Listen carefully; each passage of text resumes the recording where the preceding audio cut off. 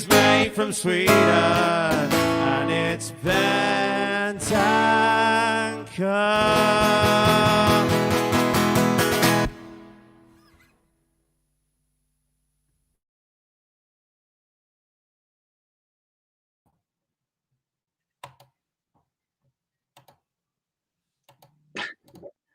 Ricky, you're muted. You're mute, mate. You're mute. That sums up that 94 plus minutes. Thank you so much for joining us in the last one on Spurs. We've had the wonderful Tim Winstone bringing us in there, bringing you instant reaction to Tottenham Hotspur, leaving it late against Bournemouth with a win, 3-2. At half-time, none of us could really see what was coming. My God, what a crazy, crazy game we've got to review. We've got wonderful guests back on the last one on Spurs. Some their first time, some returning. Back alongside me, I've got my crazy train instructor, conductor. Not sure what we're driving at the moment. We've got the wonderful Lee McQueen in the house. Lee, well, where do we start? Well, I mean, literally, if that ain't a crazy train, I don't know what is. I try to be positive about this football club every single time. As you know, we've got some massive positive fans in our fan base, and we've got some more people that have been Spurs over the years, shall we say. And I was at rock bottom at half time. I've got to be honest with you. I was like, how can you stay positive? We were absolutely turgid. Awful. I mean, you know, let's be honest about it. We were just shocking, lads, listeners, viewers. Come on, man. I mean, we cannot keep playing football in that way. You just cannot keep doing it. It's not sustainable for all the people that said that earlier in the season. Totally agree with you now. It's just not. However, to come back from that situation and do what we did after what happened to us in midweek as well, you've got to hand it to the lads. Fair play to a massive character, and he's the reason for sure. It was a fitting opening by Tim to the show, because Bentancur has been a standout performer certainly over the last kind of few months, if not since he's joined the football club. So I'm sure we're going to get into it, bud. But wow, Tottenham Hotspur, what do you do to us, man? Honestly, quite honestly, what a crazy, crazy game to have to try and unpick and review. We're joined by one great returning guest, another making his full debut tonight. Delighted to have him back on the show. It's been a while. I think Max is the first one on YouTube with us live. We've got the wonderful xDuoMax, formerly known, of course, for his wonderful YouTube videos. One that went absolutely viral during the week for probably all the wrong reasons. Max, I wish we could have got a video of you. I'm sure it's going to be on Instagram soon. Your reaction to that win up against Bournemouth. That must have been insane in your household. Well, firstly, obviously, thanks for having me on. It's been a long time coming. So, what a time to come back on, eh? Last minute goal to obviously on a Saturday. We're sitting there in the first half. Obviously, as Lee was saying, absolutely doom and gloom, and we just all wanted to turn it off. And if you were there, you obviously wanted to go home. But it just shows, if you dig deep. I said to you, Rick, before, I was like, I want to see fight, I want to see passion. And God, didn't we get that right at the end? Bentancur saving our lives, saving our Saturday night. And I'm sure we're going to dissect it. And it's like, come on, you Spurs. It's good to be back with a win.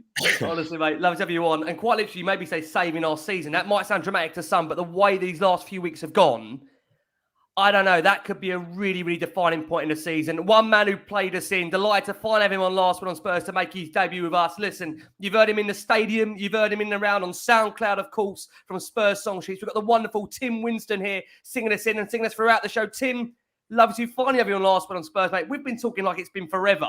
So love to have you on, mate. How are you? I'd like to say I'm fine, but as Lee's just pointed out, God, I can only describe it as Tottenham Hotspur, because it wouldn't be any other club, would it? It's at 2-0 down. I'm sat in here watching this game, texting you, Ricky, thinking this could be the worst possible show ever.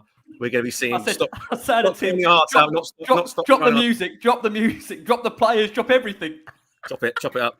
But it goes to 2-1, and then I'm thinking, well, we might scrape a draw, we might be able to get away with a show, that'll be fine. And then in the last minute, it was just scripted, wasn't it? It had to be him. So, mate, first of all, just want to say thanks for having me on. I've been a massive fan of the show for years. You guys have entertained me running around Northampton and many other places, going to work in the mornings and all sorts. So it's a massive pleasure and a privilege for myself and for Spurs Song Sheets to be invited on. So really, really appreciate it, mate.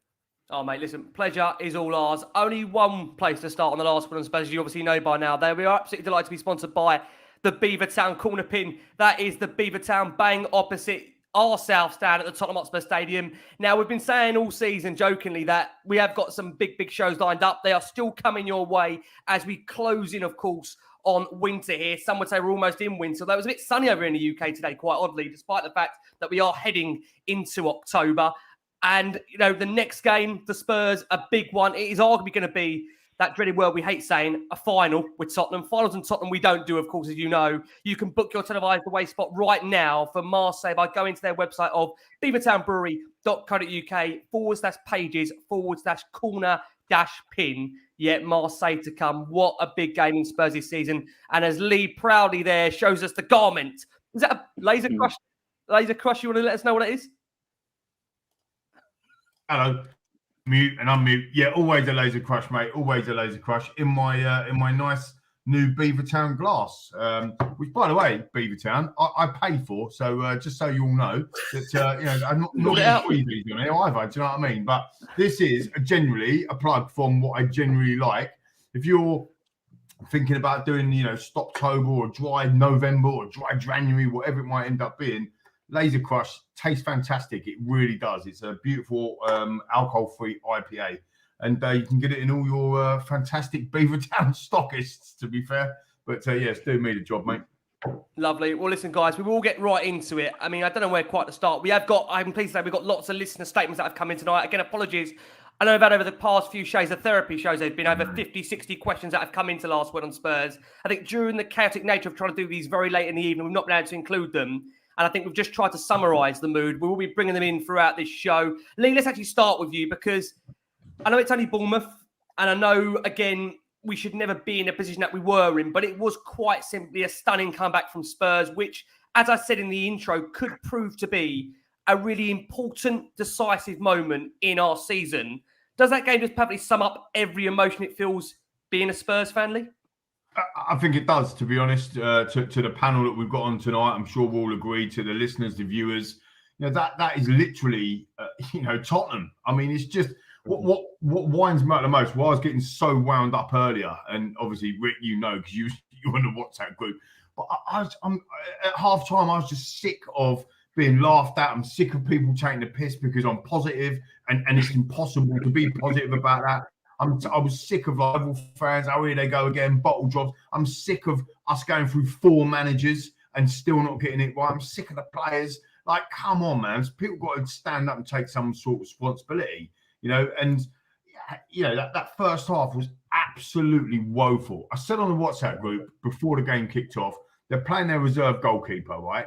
And I bet you we don't have a shot on target for the first 25 minutes. And actually then Costa come on and said, no, it'll probably be the whole game. And then we had a bit of banter about it. But guess what? First shot on target, 35 minutes. We didn't even test the bloke. He's sitting there nicely settled in the home crowd, 10,000 people, all lovely. It's utter rubbish what we're seeing in the first half of football matches at this football club right now. And it's not that I've changed my mind, Rick. It's just that it takes a lot for me to kind of, go over the edge. And that first half sent me over the edge. And then 5 minutes into the second half, you're thinking, oh, we're done. Oh, literally, we are done. So I have to balance that out for myself and for everyone else as well. Look, fair play for the lads to come back because we were done. We were cooked. So to get that back and do what we ended up doing, of course the win feels good. I don't think there's anyone that's a genuine Tottenham fan that wants us to lose. I don't think that we want us to, but we've got to put a stop. We perform like that in Marseille. We're toast, mate. Do you know what I mean? Liverpool come to White Hart Lane, Tottenham Hotspur Stadium next week. We can't perform like that. And and people, the players, like most of you watch all of the player interviews, you watch, the training, whatever it is, really get an insight that we've got people not inside the club, but people like Chris Callan, for example, John from Little White Rise. They go and watch the training, they go and watch the youth. So we're in and around the football club, and other channels that we watch, whatever, and they're all saying, "Oh, we don't know why we're doing it." Like, maybe it's something to do with the fact that our wing backs are utter rubbish. Maybe it's something to do with the fact that Conte and all his training coaching staff keep coming out and saying, "We're tired. There's too many games." Like, you keep telling me I'm tired. Guess what, lads, listeners, viewers? I'm going to be tired, aren't I? Because that's what my boss is telling me. Come on, man. You might be a multiple winner, and who am I to have a pop? But there's something collectively wrong. And look, we've got to put it into context. Only a couple of weeks ago, we lost Vitrone, and of course, that's going to be a massive issue thing for them, and the whole grieving thing. But let's be honest, it weren't good before. These first halves are a joke, and I wouldn't be doing myself justice if I didn't come on here and be honest and be authentic. No, that's what we want. Yeah, exactly. Rick. I was livid in that first half, and I was ready to just explode. So the reality is, fantastic we got the win, but we've got major problems, and I'm fed up with thinking the same thing. I'm fed up with trying to spin it.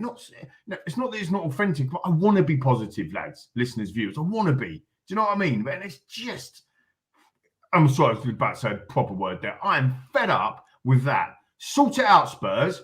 Go out there and properly play from 95 minutes. Because the thing is, if you do, you probably win loads of football matches. Yeah. Yep. And that's what we've got time for. Should we go to the Marseille? Should we go to the Marseille preview now? I mean, we could do. I think Lee's just summed it all up there, Lee. That's the post-match analysis, guys. Don't bother tuning in for the rest of it now. Max, let's go over to you.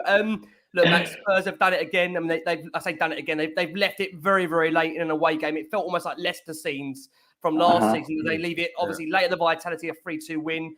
Another Spurs performance of two halves, we've been honest with you, but it is 3 absolutely precious points. And a stunning comeback that really, if we've been honest with you, at 2-0, I never, ever, ever saw that coming. I was at a point thinking Spurs won't score for 3 weeks, let alone score 3 in the game. What did you think, Max?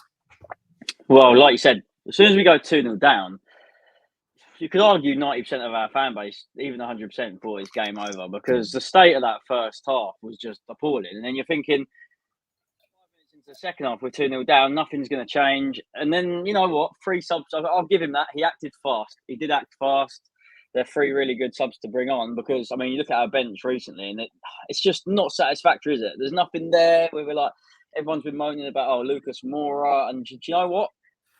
For the 3 subs, they made the difference. Well, clearly they did. They were decent.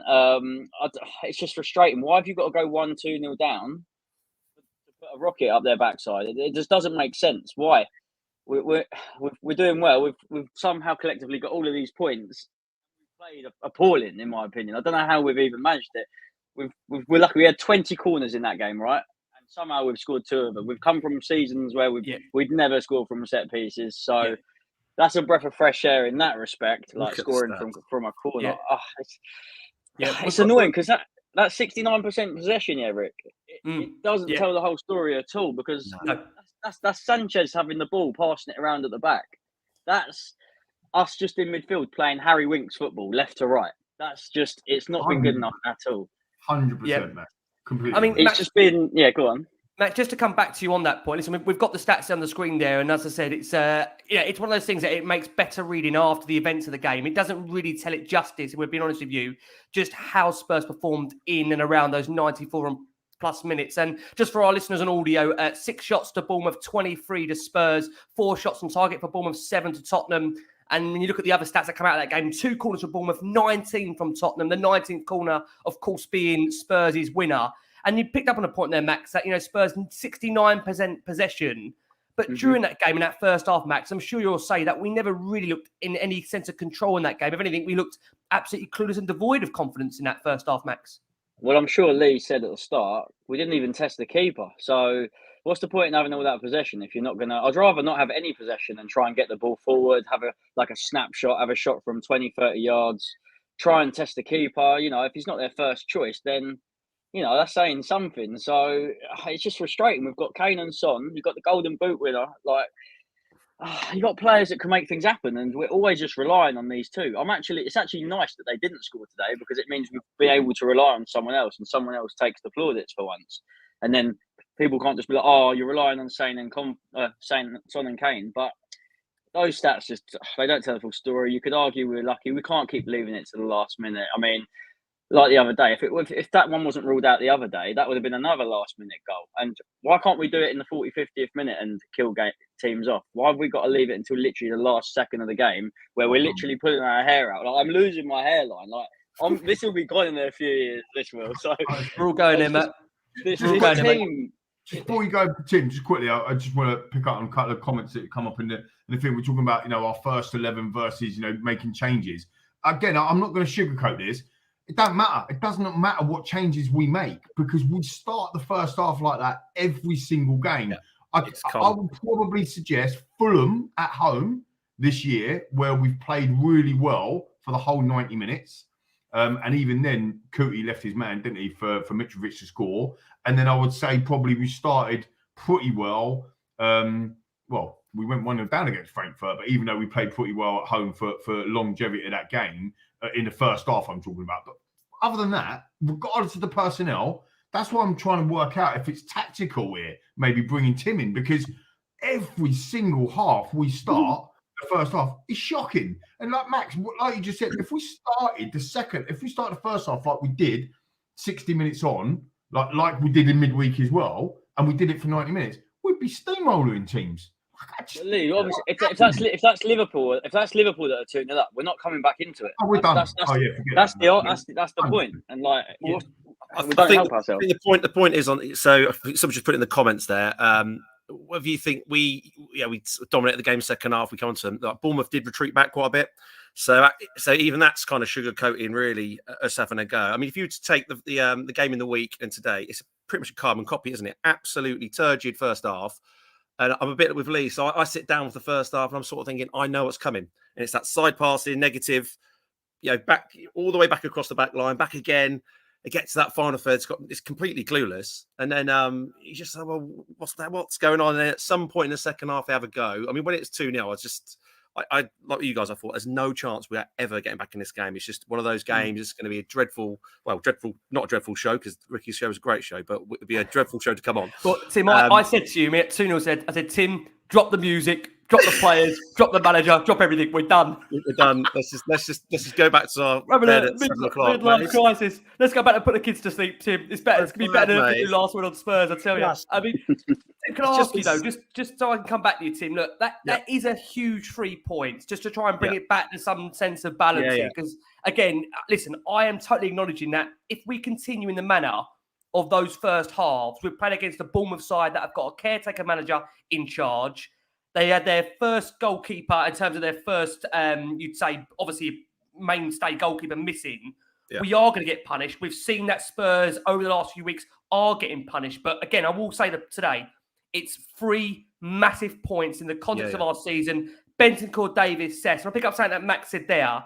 It is great that it's not Kane and Son, although I am getting worried about Son's lack of goals, that are winning us games now. And I think, again, that brace from Moore really put the pressure on for Bournemouth to really, really ensure it was going to be a shock victory. But then when you take into account that we've got a massive, massive game to come on Tuesday night, that I'll be honest with you, had we got beaten today, I don't know any way without Conte even being on the touchline. Again, whatever you think about that is, again, relating to whether you feel Conte is still the right man for Tottenham. I know, again, that's heavily debated amongst the Spurs community at the moment. But just how important is that win, Tim, for confidence? I think I said this to you in the week, mate. So I've been waiting all season, literally all season. Even you could argue the Southampton game, that was a comfortable win in the end. Just a spark, right? Just something to get everyone going. And I thought it was Wednesday. And the goal gets disallowed, and then you completely deflated again. I just wanted some sort of spark. And for me today, so I on the half full side rather than half empty. Hopefully that might be the spark. That we're going into the game on such a high now. 2-0 down away from home against anyone in the Prem is a hard place to be. Tight little ground. I mean, they were up for it. We've turned it round. We now go into that game against Marseille, hopefully on a high, and I just want to springboard something to get us going. He said we had it ripped away from us in midweek, and you saw the way, obviously Max was there, but you saw the way the stadium reacted. I've never heard that before. It was just ridiculous how good it was when that goal went in. But you just got to hope and pray now they take that, go with it. Obviously, Conte's rested a few of Bentancur, etc. First half, so they should be fresh. We're going in with that with confidence now. It's just, I'm with you, mate. If we'd have lost that, or if it had been, let's say Bournemouth get a third and then it's all over, we just got no chance against Marseille, because that is one of the hardest. I know they've not got great home form, but it's a hard place to go in the Champions League. That is going to be a tough match. Just quickly, Tim, and obviously Max, Ricky as well. I'll get your opinion on this as well, Rick. Do you know what I mean? She always asks the questions as well. So get your opinion. Don't need to, mate. You don't want my opinions on the back of that first half. I tell you. I think it's broadcastable. Do you think, lads, viewers and listeners, and what? Do you think it is just confidence? Because look, I mean, I know this is our moaning stage, and that's, you hardly ever hear me moan about it. But like, I'm in that moaning phase for the first half. But I can't fathom why it is, other than the confidence piece.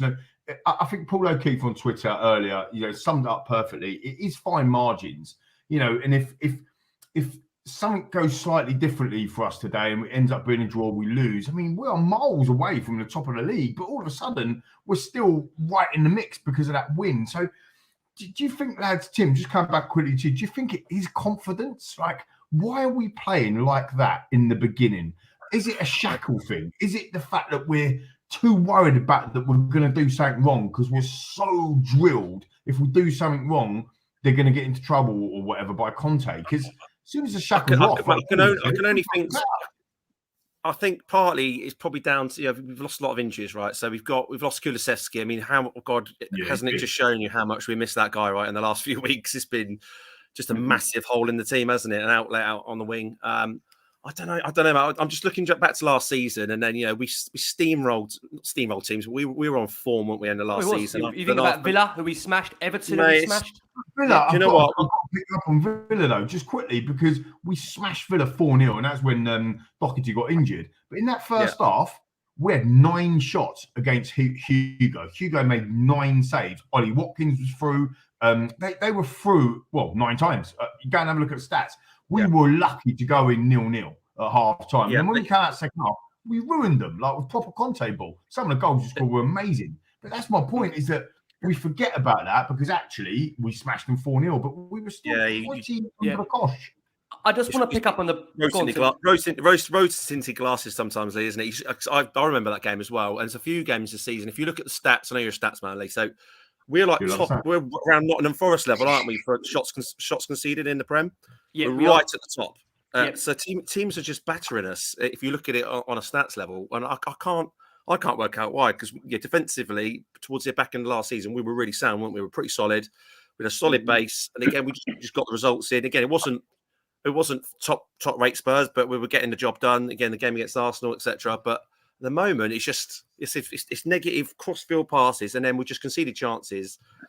We'll come on to that, Sanchez. I can't talk about it. Want to come in there, Max? I get you have to work teams out, like maybe first 10, 15 minutes, you'll concede a bit of pressure and all of this. Like, you're always going to have that, especially if you're not the home team. We're going to have, like Bournemouth, we're going to have the ball or whatnot. But to take a whole half and not like test their keeper and like this isn't the only game. You'd say this is a one-off otherwise, but the last few games, we've like look how much pressure we rode at Man United. I mean, statsly, if you're a stat man, 2-0. That game could have been over in literally the first 20 minutes. That game was unbelievable. And then each game we're thinking, it's one game, we'll be better next game. The next game, we're not any better. It's exactly the same.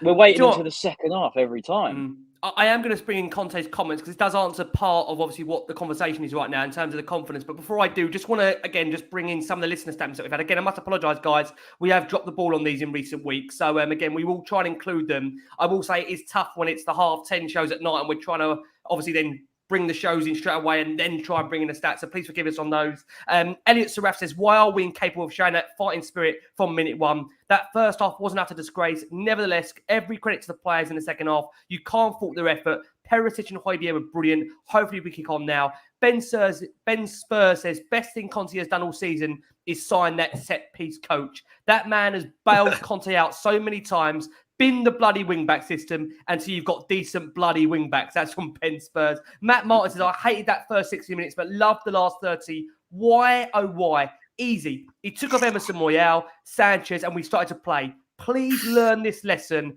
Antonio. And David Taylor says, can you call this episode Rodrigo, Ricky lookalike Bentancur save Spurs and papers over the cracks? Terrible first half yet again, but we had enough quality to save ourselves. So many players in that team today starting not good enough. And MJB Hotspur says, can we please pretend we're 2-0 down from the first half every time, please, until the whistle? So many questions in there. But Conte did say after the game on what he said to the players at half time, I asked them to show personality, to take more responsibility. We started to play with nastiness, with desire, and the will to hurt the opposition. This win was vital. Now, again, I have to say this, coming over to you, Max, that game would have done little to convince Conte that he is mistaken about the strength of the squad. And again, was the perfect ideology to him and the rest of us why Spurs have got that tendency to start slow and rally. He is suggesting, Conte, from his perspective, that it's a lack of confidence in the players. But when we have been set up like this, Max, again, you've got to be honest about it, pretty much in every Premier League game this season, surely you do get to the point thinking, well, they must be being told to set up like this, Max. Otherwise, why would we keep on doing it? Whether they're just expecting like teams to come out differently, I don't know. But people seem to be playing at the moment just come at us, and then they end up having loads of shots. So something we're doing just isn't working. We can't hold on to the ball. When we do, it's literally in our own half or in the midfield. Like we're just not. We don't make enough chances in the first half, and why? We're going to get to that stage, and we're going to get punished sooner or later by a team that are going to be able to absolutely do what we done to Villa last season, and they're just going to make us look stupid. And then I don't know. It's just difficult. I don't know. I can't be watching that all season. We can't be just thinking, let's get the first half out of the way every time we watch this football club this season. But on the other hand, we're somehow getting these results, and we needed this result to go into Marseille game, because if we lost again today, it's game over, and then you know what, that Champions League group gets flipped upside down. So we've got the players, it was good substitutions. It's good tactics to change the game. Don't get me wrong, but 45 minutes is such a long time to be sitting there thinking this isn't good, because we can all see it. If we can see it, why can the manager never see it? The players must be able to see it as well. Like, yeah, they're playing the game, aren't they? They just must know this is just not right. Can I ask the lineup? Yeah. I mean, just coming on to that point, overall the second half, right? 18 shots in that second half. To come over to you, Lee, we really did ramp up the intensity. We then get 2 goals from corners. We are now being referred to as the Giovanni team. If we've been honest with you, because again, I think our delivery now from corners, I think 9 goals now from corners. So there is something working with Tottenham. There may be a lot going wrong, but there are parts that are working. But I just wonder, Lee, do you buy into the fact about its confidence? Or again, I said this in the last show, and I've got to be very careful the way I word this. Is it to do with, Lee, we've got a World Cup looming, and a lot of these players are concerned about being injured? Because there was Son in our last game that I saw Son pull out of a couple of 50-50s today.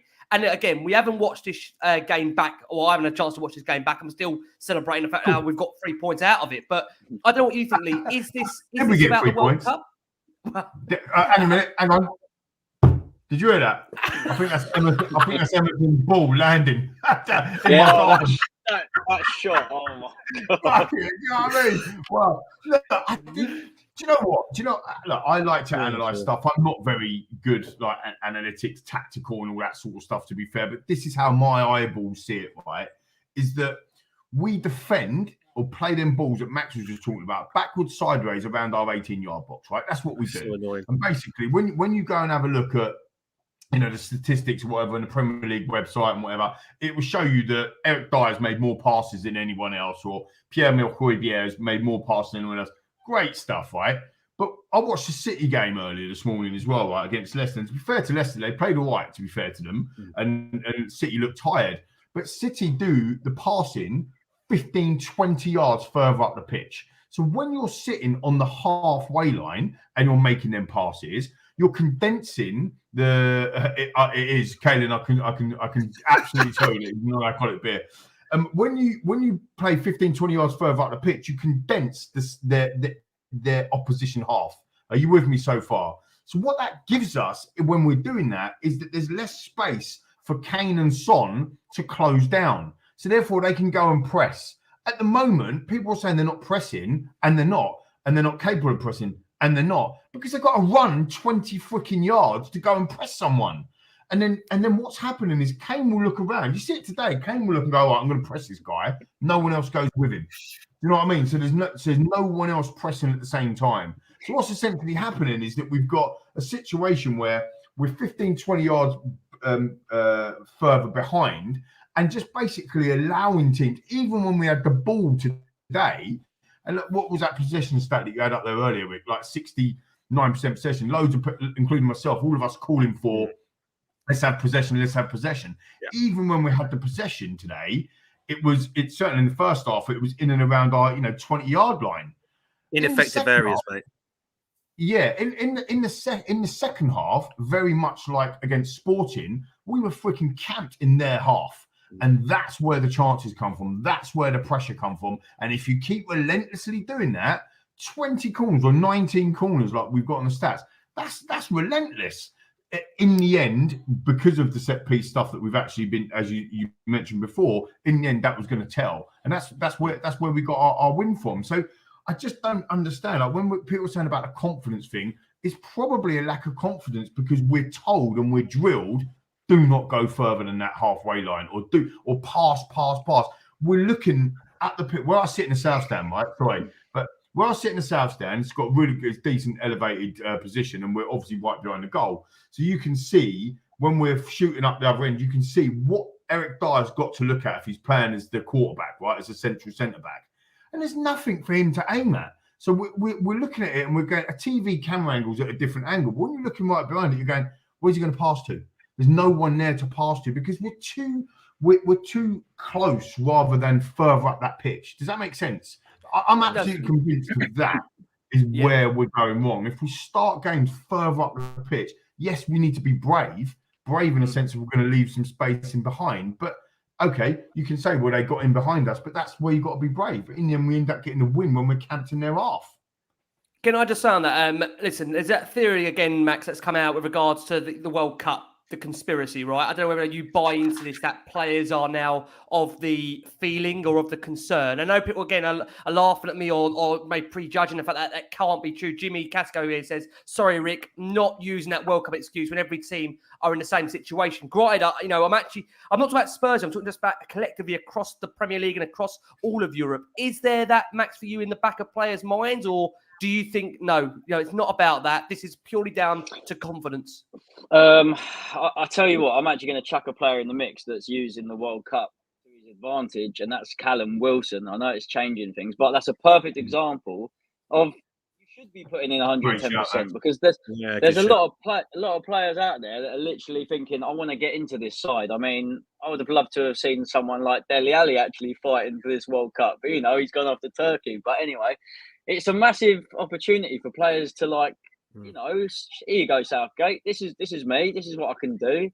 You could argue the players that know they're on the plane might think, like a Son, I'm going to dip out of a challenge or not get involved, or no one's going to notice if I don't go for it as long as we win. But I don't know. I don't think anyone can say anything really. If anything, I think they should be buzzing for it. To be honest, they can get injured anytime, any day. Get injured in training.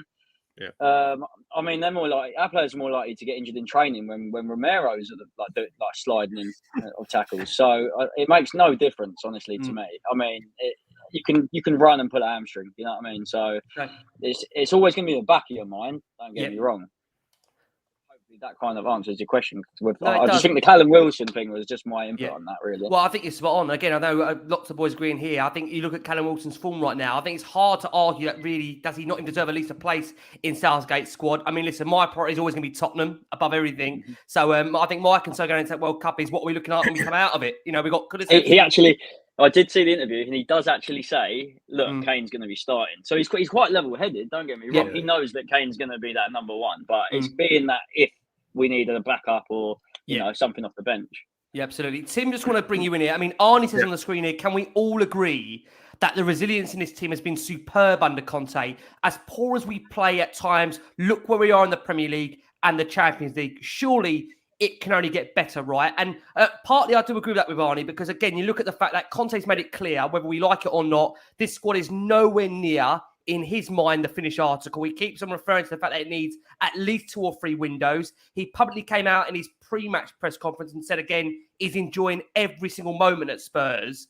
So in your mind, Tim, I mean, are you still happy as things stands? Do you still believe we are only going to improve from here? I mean, yeah, so that's a really, really good point Arnie's just made there. So if you look back through the years, I just can't see us coming back 2-0 down, block players out injured. I just can't see it happening. The mentality is brilliant. It's much better than it was. it's so annoying, like we've all just described about the first half performance and leaving it so late and having just been 2-0 down in the first place. But yeah, to be fair, even in the week as well, they had a right old go second half in the week, and again today, what I did feel, and again I just noted this down when I was watching the game, even at sort of 86 minutes, I don't think we panicked. I think that's quite good. Like in the past, you'd be lumping balls left, right, and centre. And in fairness to Spurs, although they were a terrible first half, and maybe that's the silky Bentancur coming in, because I love that guy anyway. Not because I got the t-shirt, just because he just oozes class for me. But we were just really calm, and that's quite good to see. And I think that's definitely a Conte thing with the mentality that has changed in the team. I don't think they ever go into any position and think, well, maybe 3-1 down against Arsenal and making all those subs is one example when we weren't. But in general, I think they've always think they got a chance. Whereas in previous years, they were to go down, we lose it 2 or 3-0 in the past. So I've got to say on that side, I mean, we wouldn't be discussing this now in previous years. We ain't turning that sort of game around.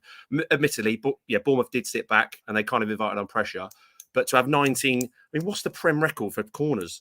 Is it over 19? Because I've never seen a game. Never seen a game. Bolton played in the Premier League quite a lot, didn't they? Bolton. I think we would hear about it if it was a Prem record. I mean, listen, we can't be that far away, but second half, I mean, we were lumping the pressure on. What makes me laugh is that those 19 corners. I think someone put it in the show here. Only 3 of them reached the actual intended target, which is still slightly concerning. But again, listen, we've scored from a couple of them. So just before we go for the first break of the show, it might be a chance for Tim to go and get himself prepared. Just going to read you out Antonio Conte's post-match reaction.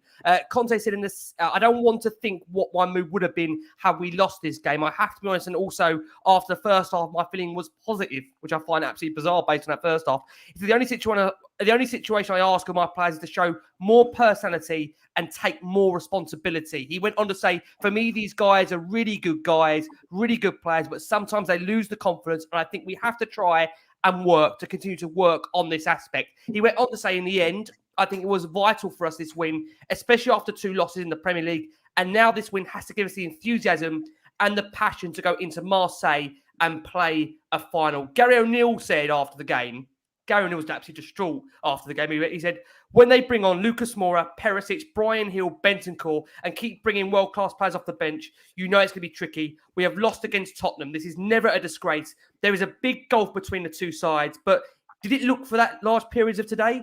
I didn't think so. I thought for the last periods, we closed that gap and we were competitive against the top side. I've got to say, I mean, we don't normally include the reaction of the opposing manager in the quotes, but I have to say Gary O'Neill I thought was spot on there. I really think he was that. Had you looked at that game, definitely first half, you would not have known, Lee, you want to come in there very quickly, who the team was that were up in third and who the team was that had sacked their manager only, 6 or 7 games ago and hovering around Lee, the bottom 3-4 league. Would you have known based on that game, Lee, first half? Yeah, I don't want to try and defend us for that first half, mate, at all, as you know, because I'm livid for it. But I think that's a bit harsh. I mean, I think that it's not as if Bournemouth were playing us off the park in the first half. To be fair, it was just we were woeful, really bad. I mean, there's been some times where Max made the point earlier about first maybe 10-15 minutes of the game, both teams are feeling each other out. It's like little first round of boxing or whatever, and actually maybe we're not brilliant straight off the bat, but it's not as if Bournemouth were battering us. I didn't feel it was more like Tottenham were just not doing anything with it and expected to do more. And that's it's interesting because that's the first time I've heard his comments, and it's interesting it brings up the confidence. I also think that if you tell somebody something over and over and over and over again, in the end you start performing or you start doing that sort of thing. So, not in all things, but, if you keep telling people that we're tired, in the end, you're going to feel tired. That's what happens. If you keep saying, squad's not good enough, the players are going to go out going, the boss don't think I'm good enough. And then when he's shouting and screaming at the sideline, going, get up there, get up, whatever he's saying to them, and then not doing it, all of a sudden, does that start playing in mind? I'll give you a quick snapshot into what I'm talking about. Couple of games ago when he absolutely battered Bentancur. I think this is in the Man United game. They were basically having a row with each other. He called him a dickhead or whatever. He's like, you're a dickhead or whatever. They had a bit of a thing. But that hasn't changed. That hasn't gone back down well, has it? Because obviously, or badly, sorry, because Bentancur has been fantastic since. So fine. I think it is an individual player basis, the mentality, being able to handle that. When he talks about would that happen at a big club, that VAR decision, it's actually quite disrespectful to me as a fan. We are a big club, Tottenham Hotspur Football Club, 17 major trophies. Average league position finishing over the whole 30 years of Premier League 5th. Like, we're not a small club, best stadium in the world, best training ground in the world, world-class players. So I don't want my man, and I love my manager, by the way, absolutely love our manager. But if you keep saying that sort of stuff in public to give messages to the board, why don't you just give a message to the board, like via WhatsApp or via, whatever? Do you know what I mean? Like, or go and talk to them rather than giving a message out. Because if I'm Ben Davies, who, by the way, scored again today, lots of people baying for his head, he scored again today. So, but if I'm baying for Ben, if I'm like a Ben Davies and I keep hearing, we're not good enough, in the end, I'm going to start thinking we're not good enough. So, I think there's a fine line. Like I said earlier, I think there's a fine line between telling the absolute truth and actually making sure that we're managing our players to get the best out of what we've got. And again, just quickly, I know you want to go to the break, but let's be brutally honest about this, Rick. And Conte said it himself. When we finished the January window, he was pretty annoyed that we got rid of 4 players but got 2 in. But then 2 that we got and transformed our season. I don't think anyone can disagree with that. And then when we finished the summer window, he said, look, we did what we can, and we've definitely improved the squad depth, and we're stronger for it. You can't all of a sudden just go out there and 2 months later go, squad's not good enough. Well, if it was good enough in summer, it's still good enough. So, and we also know that you've got an amazing track record, Mr. Conte, of improving players. The problem is when you're really big, right, and you want to say, I don't know, I use me as an example, right? So I'm 16 stone and I want to get down to 13 stone. The really easy thing to do, the easiest part to lose weight is the first time. The first stone that I lose is easiest, right? Because I'm the biggest that I am. And that's what I'm saying. So when he first walks into a club, when you get 5 out of 6 or 5 out of 10 Ben Davis or 5 out of 10 Eric Dyer, it's easy to get them up to 7s. Are you with where I'm at? Yeah. But now he's got to get them up to 9s, and that's becoming hard. So maybe that's the difference. Yep. But sorry for the long waffle, but I do think that the World Cup coming up and that, so it's not happening to any other teams. Spurs have got to sort themselves out, and starting games like that is just, quite frankly, embarrassing, and they need to sort it out. I totally agree. What we are going to do is we are going to go for our first break of the show for our listeners that are on audio. And you are going to hear from the wonderful Tim Winstone bringing us into the second half. And you're going to hear from Antonio Conte. If he remembers his words. And you're going to hear from Antonio Conte from our listeners on audio. Right. We're going to hand back over to Tim Winstone for the second half of the show. Tim, it's over to you, my friend. If Tim can hear us. Tim, can you hear us? We might have to try and unmute Tim. I think, Tim, can you hear us, Tim? Tim has got a good to go from us. This is why we go live. It's the beauty of doing it live. We've got Tim walking back over. Can I just say thank you so much? We've actually already got... unmute the audio. The audio. We've got you. Tim, over to you. Cue me now. We've got you. Right, we're in. Okay. This one's about the man that wants to put a lovely cross in. And... I'll put some lovely crosses in today. Ivan Perisic.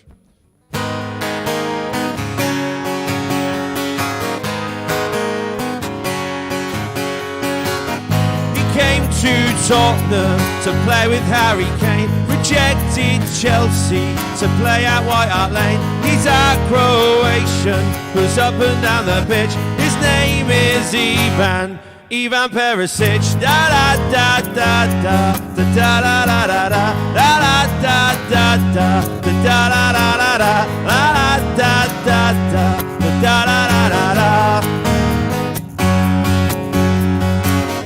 He came to Tottenham to play with Harry Kane. Rejected Chelsea to play at White Hart Lane. He's a Croatian who's up and down the pitch. His name is Ivan Perisic. Da da da da da da da da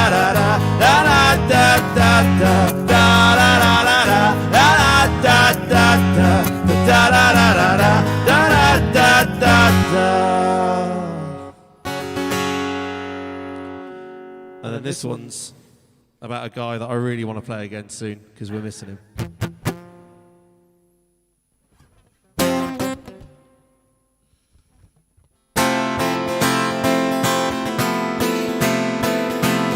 There's not a soul out there, no one to hear my prayer. Give me a ginger from Sweden. He came from Juventus and he plays on the wing. Give me a ginger from Sweden. Number 21, his name is Kulusevski. Da-da-da-da-da-da.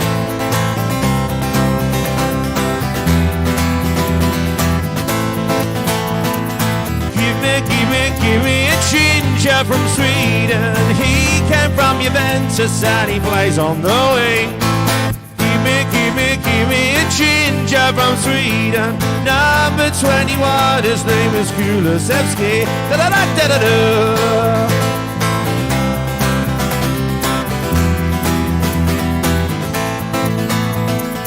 Give me a ginger from Sweden. He came from Juventus and he plays on the wing. Give me a ginger from Sweden. Number 21, his name is Kulusevski. Is that there you go, the wonderful Tim Winstone. There we go. We're going to bring Tim back in now on the live. Thank you so much for joining us the second half here of the last word on Spurs. It's all kicking off here. It's all absolutely crazy. We're bringing Tim back in a second. Guys, thank you so much for joining us. We're joined by the wonderful Lee McQueen back on last word on Spurs. The superb Max duo, listen, back on last word on Spurs. And the great Tim Winstone here. His dulcet tones you can hear. Tim, via Spurs song sheet, been a massive part of trying to bring the atmosphere to the Tottenham Hotspur Stadium as you tune into last word on Spurs. A good 600-700 of you here watching us live across all of our platforms on a Saturday night. So thank you so much as always for all of your support. We are going to get into the second part of the show. Tim, lots of love for you in the chat here guys, as we speak. Thank you. Lots of love for you. Guys, let's talk about the lineup from today. Max has come over to you. Antonio Conte hinted at changes, and boy, we got them. It was 6 in total against Bournemouth. Romero missing out on the squad altogether. As Sanchez came into the side, we had Longley also returning in the back line and swapping with Eric Dyer, who had up to that point played 99.99% of minutes for Spurs across the season. He was given a rare breather. Emerson Royale and Ryan Sessegnon replaced Matt Doherty and Ivan Perisic in the wing-back areas. Oliver Skipp was back in that midfield alongside Yves Bissouma, and that did mean a rest for Rodrigo Bentancur from the start and his partner Pierre-Emile Højbjerg, as Spurs went back to a 3-5-2 formation. Harry Kane and Heung-min Son starting up front. For Son, it is just 5 goals this season in all competitions, but failing to score now in 15 matches out of the 17. Overall, Max, when you saw the team, happy with that? Not really. I looked at the defence straight away and I knew we're going to have some sort of problems. But then, because you don't ever want to be too Premier League side. I mean, Bournemouth, they're obviously at home. They're gonna be up for it. But it's still that Emerson Royale and Sanchez for me. It's just I'm not happy with it at all. When Romero's not at the back, I don't feel comfortable. I actually like Lenglet a lot. I think he's settled in really well, and I do think he's been a good addition to the defence. But in midfield, it hasn't quite happened yet for Bissouma. For I think what we want. Bentancur obviously just shows in the second half how much we actually needed him, but you can see obviously in that first half, there's just in that midfield, there's no creativity. There just wasn't anything. It's just left to right. And I mentioned that already. I don't want to repeat myself, but you don't want to keep having to rely on someone like Kane to drop back because you want him scoring, you want him in the box, and then obviously with Son not firing. It obviously had that hat trick a few weeks ago, but you can't rely on one game to suddenly be like, yeah, he's gonna keep doing it. So it is frustrating. I guess you have to look at hindsight and look where we are in the league. We've been grinding that result, so it has been working. It's just not pretty. It's not pretty at all because we're sweating. Obviously, we won 2-0 down, and then we have to make changes. So the lineup, you could argue. I don't want to see that again. I don't think Sanchez and Emerson Royale will be starting the next game. Let's just say that. I mean, do you know what? Coming over to you, Lee, you look at that team. I mean, we have to also point into the fact that Kulusevski was going for a warm-up of his own at the Vitality Stadium. He done a number of running drills. He ran at least 30 half lengths of the pitch with around 10-second rest in between and looked fairly comfortable when doing it. So we haven't actually heard anything from Conte with regards to whether he could be considered for the game, obviously against Marseille on Tuesday. But point at some, mate, there's 9 defensive players in that first 11. So when you saw that team, Lee, quite honestly, was you confident going into that game? Look, I was confident, yeah. I'm not going to lie. I think, no offence to Bournemouth, I think they're a lovely club. One of my best mates, Colsey, all of his family from Bournemouth, they go down there. They were down there today. Fantastic football club for them, but they're a championship side. I can't fathom why Jed Spence has not got a game today. He probably roasted Bournemouth last year in the championship. Sorry, I'm not one to come out and over criticise players. I think that one of our own, Jamie from the Daily Hotspur, posted an interview from BBC with Pierre-Emile Højbjerg earlier this week, and it just goes to show that players are human. Like, you go and watch the interview; it's really good with Højbjerg.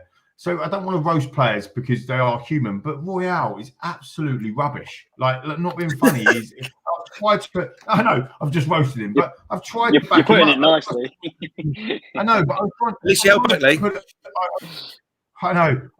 I said right at the beginning of the show for people that have joined earlier, I tried to be positive, and I just lost my rag right at the beginning. And you can't have Emerson Royale. He's just the wing backs. Talk about it so much, don't you, buddy? And it's like, it's so imperative to the way Conte wants to play. And actually, even Cesc, right? He was rubbish today. I know he scored, right? But he weren't very good at all, especially in the first half. No one was. Royale was just rubbish. Like, we are focusing on a big part of the game of Conte's system, and they're both shit, with the greatest respect. So, it's very difficult on that, but I always look at positive. Think, he's got some energy up and down the right hand side. I was happy to see Longley actually in the middle, because I actually thought that he might come in and do some swap arounds with Dyer. I think Dyer needed a rest mentally, not necessarily. It's not just physical; it's mentally. Needed a rest. I think Kane mentally needs a rest. He won't ever get one, and he's one of the best strikers in the world. So why would you? But I think he mentally needs a rest. I think Son definitely needs a rest. So to have that team, I just can't understand why you wouldn't have put in some proper energy and youth, Rick, from the beginning. I know some of these boys in there are already young, but Gill didn't do anything wrong when he come on. That's what I understand. I think with Hill, and I think Ali Gold in his most recent video, right? He's brought Hill on twice over the last couple of games, and he's made a real impact in both. He's given absolutely everything. So I think, what's the point, right? What I'm trying to understand for Hill, what is the incentive of him coming off the bench, giving his everything, to then only find himself back on the bench again? I don't know whether you've got a voice on that, Max, because I think the whole point is that there has to be a reward. There has to be an incentive for a player to come off the bench to give you something, but then to only go back on the bench again. I mean, and no disrespect to Lucas, because again, I think today Lucas, as much as he frustrates me, I think Lucas at times did impact the game. Not greatly, not tremendously, but I think he was more of a threat than what we've had in recent weeks. And again, I'm not going overboard there, but I think Hill was deserved the opportunity to start the game. Max, are you of that opinion as well? I think definitely now we've seen he's obviously come on. I mean, what's a player meant to do, like you said, in 5-10 minutes? I mean, other than have a few touches and maybe whip a ball in the box, I don't know. It's literally like it's a shot in the dark for him, isn't it? Because even if he plays bad, it's not his fault. But if he does well, he catches everyone's attention, and he has. That's what he's done recently. He's got in everyone's good books. Why wouldn't you chuck him in and just say, like, here you go, it's half an hour or something? Because like you said, you've got players like Son and annoying, like Kulusevski's out, Richarlison's out. This is the best chance that Hill's gonna get, because once those players are back, he's going to be back to sitting on the bench. He's not going to be able to get in over them, because that's just the way football works. So he's doing everything he can. It's just whether Conte is going to give him the benefit of the doubt. I mean, we're all crying out for him. It's because we've seen what Lucas can do, and we're kind of sick of it, because it's very, he's quick, but Hill's got a bit of everything, other than looking really weak. But if he bulks up a little bit, he's got such a good he's so good on the ball. He's clever. He doesn't lose it. Lucas. I think I'll sum Lucas up right now, right? In a couple of sentences, which would be difficult for me to do because I'm talking a lot. But Lucas, we know what he can do when he's on the inside. When he comes inside, and he's got the ball at his feet. Defenders don't like it because they're running at him. Doesn't do that enough. Sticks out on wide. Doesn't do that enough. Same with Brian Hill. What can he do, like you say, Max, in 6 minutes? What can he do today to affect that game in 6 minutes? Like, you've got to give the fella 20, 25 minutes or so, haven't you, surely? I agree. Lucas, like you just said, sorry, Rick. Yeah, no, that's Max. That's Lucas's, like, that's his bread and butter, cutting inside and just like darting with it. But then it's like he runs out of ideas, doesn't know what to do with it. So he's so good at doing that. How can you be so good but yet not know what to do with it in the next phase, so to speak? The most frustrating thing ever, Max, is that he literally, that's a few times today, he ran down that line. Sorry to interrupt, he literally ran down that line. He's roasted the defender. He just runs out of ideas. You're like, well, what do I do now? You're like, no. You just get it in the box. I mean, we don't get the ball in the box enough. I mean, obviously, for having such a good, like, this set pieces are clearly paying off, don't get me wrong. And, like, when it does beat the first man, and it takes 20 corners to be able to actually score a few crosses. But, yeah, like, Lucas, you've done the hard part, mate. Just come on. Like, that's the part of his game. He's not going to get there because otherwise he would have done it by now. Just give Hill a chance because he's clearly got something that seen yet, and I don't want to see him get loaned out again. I want to see him actually give him a chance. Yeah, I agree. He gave him some praise, didn't he, Rick? In his pre-match presser, he likened him to David Silva. I mean, bloody hell, that is massive praise. Yeah, that's what he said. He's not physically, he's not at that level yet, but. The same hairstyle? Well, I think, listen, people were saying that Conte did a very similar tactic. Bernardo Silva.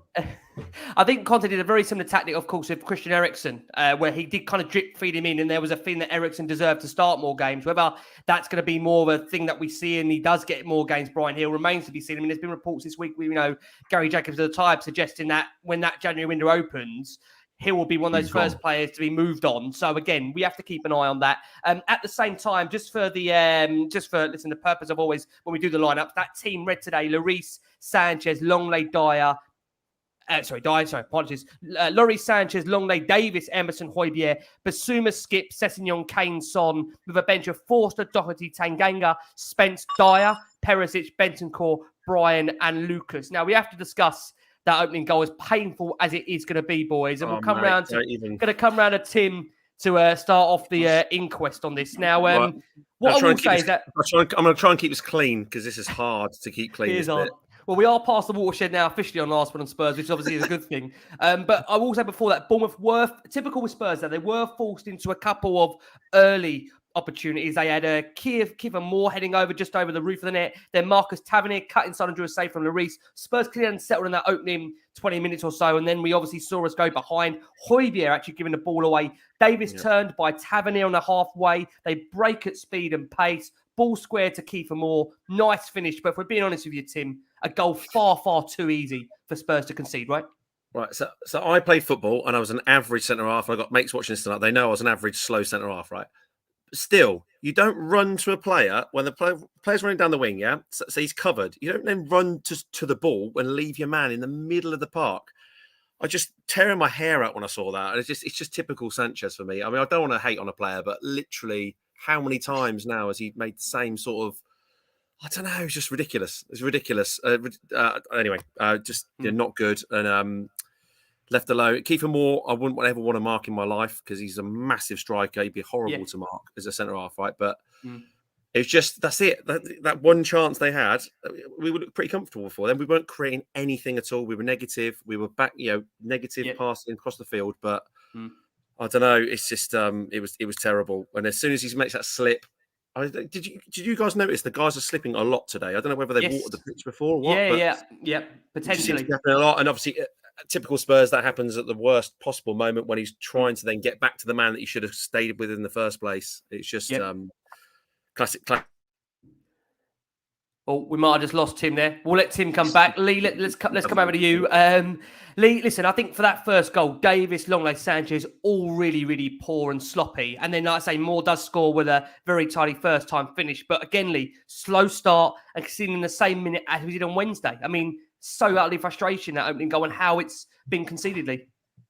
Same minute against Wednesday, same minute against Arsenal, same minute against Manchester United, all in the first half, all 2020. There's a pattern here. Like, this is what I was raging about right at the beginning of the show. You can't keep doing it. Doesn't matter if it's Longley, Sanchez, or Davis. It could be Dyer, Davis, and Romero. It happens all the time. Just read off for you 3-4 different games that it's happened in the same minute. Try and, it's like we're going out there, try to take the sting out of the game, try and condense down the thing, conserve energy, as long as we can get to half time at 0-0. That's what it feels like to me. And then, it didn't work, did it? We conceded again in 20 minutes. All right, well, let's not worry. Let's not go on the front foot yet. We'll wait till half time. Let's see what the boss says. When we get in at half time, he does some sort of Conte hairdryer, whatever he's doing in there. I don't know what they're doing at half time. Then they come out half time and decide to, actually, we better play. We better start playing. And actually, we didn't even do that, did we? Because we went 2-0 down. So it's just a calamity. And we bring it on ourselves. That's the bit that collectively, as a coaching staff, as a unit, as a team, everybody, that's what I hold responsible for. Because they bring it on themselves, Rick. It was ridiculous. They didn't even have any possession, Bournemouth. I think at that point, they had like 30% possession. It's just because we're faffing around with the damn thing. Yeah, we actually had most of the ball. We actually did for those first 20 minutes or so. We actually had control of the ball ourselves. We weren't looking in really real danger of conceding, although they had the first early chances. I mean, Matt, it's coming over to you. When you look at that goal back, I mean, it's not great from Longley, it's not great from Davis, but Sanchez, as Tim says, the one really makes that goal happen. I mean, in what right mind is he running away from the ball? I don't know. I mean, you look at the fact that, there's no need to come across and attempt that ridiculous sliding interception. Yes. You've got to stay with more, and that goal doesn't happen. And again, it comes down to really awful decision-making, Max, doesn't it? And we're now, 4 seasons into Sanchez? Surely these players must know better. I mean, they're being coached by one of the best defensive managers, arguably, in world football. I mean, I think there's a few things to take out of this as well, because you've got Kiefer Moore, he's arguably definitely not the quickest player on the pitch. So Sanchez, just get across to him. I'm sure you can do better than this. I mean, I'm no centre back, right? And I've never played there in my life. Don't get me wrong. But when we're watching it, you're just thinking, where are you going? Where are you going? Like, it's so obvious. He's out on the wing. He's gonna slot it. He's gonna pass it 100%. He's literally there for a tap-in. It's a good finish. Don't get me wrong. He just makes the simple things look times harder than they're meant to be. I've never known a centre back like this. This is a bloke that costs 40 million sterlings. Like, I don't understand. If that is what money buys, I don't know what you get for him these days in this market. And also, we're meant to be improving them, right, Max? The argument is meant to be improving. This is the way to improve him is not play him. That's how we're going to improve, because I don't want to see him playing. How many times do we have to see it? It's the same old Tottenham. He's shocking. I don't. To give him some credit, I mean, just to step in. So he had to step in the Arsenal game, didn't he? Romero was injured, and he finished last season really well, Tim, as well. I must add. Yeah, he did. But is he a £40 million defender? It's just ridiculous. I'm not giving him any credit. He's not getting any credit from me now. I think it's at a point. I think it's at a point. I'm trying. I think it's at a point now, for the player's own sake and career. Surely. I think you have to I think you have to, for the player, let him let him move on to a club where he's better suited. I just think for the Premier League, if you're not getting it after 4 seasons, then for the player's sake as well as our sake, you have to move him on. We're never going to recoup 42 million, as Gavin politely tells us there. But it's so typical Spurs that Keith Moore was struggling to score in the Conference National League a few years ago, and now he's netting versus Tottenham. And all I can say is that goal itself, back line of 6s and 7s. And then I say Bournemouth pushing for a second, but thankfully Spurs do manage to get the ball clear, and credit that Emerson Royale actually got a good blocking on Moore. I know Emerson won't get much credit during this game, as Max gives me a devil eyes there. Yeah. Again, I'm trying to fair balance it. I really, really am. We saw Skip forcing Travers into a save after Emerson teed him up, and then Senesi headed against his own post from Son's cross, and Smith cut it out, which then led to Kane's low cross across the face of goal. And then we have to really talk about this Emerson moment, which I know many are laughing at now. Again, at the time, there was lots of anger. Lee, come over to you. He attempts a volley, but it fails to hit the target. It actually goes so far off the target that it flies over the Steve Fletcher stand and out of the Vitality Stadium. I think at one point, Lee, landing your, I think Max is playing it for us here again. Here we go. It's gone out the ground, yeah? It's gone out of the ground. Did it land in your front room there, Lee, at one point? I think it landed in my garden about 15 minutes ago. I live in Oxfordshire and they're playing in Bournemouth. Look, I mean, the thing is, the actual real problem with Emerson is that I said this a few months back, a good few weeks ago at least, but a couple of months back on the show. It feels like no one's passing to him, like even in the team. And I know what this feeling like. When I used to play football at school, and a lot of my mates are watching as well, Tim, by the way, no one would pass to me because I was absolutely useless. So, you know, I would never bother getting the ball. I'd try it and I'd be, you know, but I was just rubbish. So I was that kid that no one passed the ball to. And that's what it feels like with Emerson. Like, because when he gets the ball, everybody in the stadium is expecting nothing to happen. I mean, he did it the other night with the no look pass. And then he's done it tonight. And look, I think somebody said in the comments earlier, sorry, but I can't credit you, but he did say Emerson's a lovely guy. Feels like a really nice guy, like as a human. It's just not good enough. And that's fair. It's not his fault. It's life. Unfortunately, a player's not good enough. Yeah. I know. Rick, direct question to you, buddy, right? How on earth is Spence not getting... It's not even getting a game in front of Emerson. It's even getting 20 minutes in front of him. How is that not happening, mate? Please. I think I've said this before. I think the same with Hill, that there's got to be an incentive for a player that if Spence at the moment is on that bench and he's watching Doherty and he is watching Emerson Royale week after week and he's thinking, I'm getting, I think he's had a couple of minutes, again, there's a cameo in a couple of games, but Spence must be frustrated. And again, you've seen reports this week. It can't be great for the kid to be sitting there picking up or reading on Twitter where it's a newspaper and seeing that he's being linked away with a move on loan, because you would totally understand that if these players are so incredibly better than what you are, or they're showing that. But the argument is that he's not silly, Spence. He sees social media. He sees there's so much frustration around the wing-backs at Tottenham, let alone the right-hand side. So I can't quite believe that Spence can be happy right now over this situation. He's doing the right thing. He's patient. He's working hard behind the scenes. And this, by all means, is obviously a guy that, you know, in previous times, he's been accused of having a bad attitude. From what we understand, he's been working his absolute nuts off in training to show his all to Antonio Conte. I'm sure he'll get his opportunity in the Carabao Cup. Would I like to get his opportunity before that? Absolutely. Again, I'll say the point on Spence that when you've got, as I've said, Doherty and Emerson in front of you, and you're being served up these kind of performances, and again, nothing is personal here on the last one on Spurs. It is all based on ability and what we're seeing. Okay? Yeah. And the reality is that these guys are not good enough. It's just ability over anything else. These guys are not good enough. It's no agenda. It's no personal hatred for a player. But we're watching these guys, and they're not good enough. And that's the reality, right, Lee? Can I just, like, what is Conte seeing? That, because we're all obviously of the same opinion. I'm sure a lot of the listeners are the same, right? So I've watched Emerson play now so many times, and I'm just willing to see what Conte sees. Yeah, because I can't see it. Like, what is he doing? I will say the first game of the season when he assisted, I could see a little bit of an improvement. And we joke saying drop the comp. You can't even get a comp now to save your life on him. To be honest with you, that's no offense to the bloke. That just is how bad his performances have been. But it is worrying that, you know, I think we all, to some degree, with Conte, we all hide him in very high regard. This is a guy that's won wherever he's been. Yeah, yes. I just wonder, throwing it back to you, Max, what is Conte seeing that Spurs fans aren't seeing right now? Can you have a solution for that, or can you understand that based on the fact this guy's a serial winner, been and won wherever he has gone, but yet is so persistent with the selection of Emerson Royale, and arguably you'd say some of the other players in that team that arguably are just simply not good enough?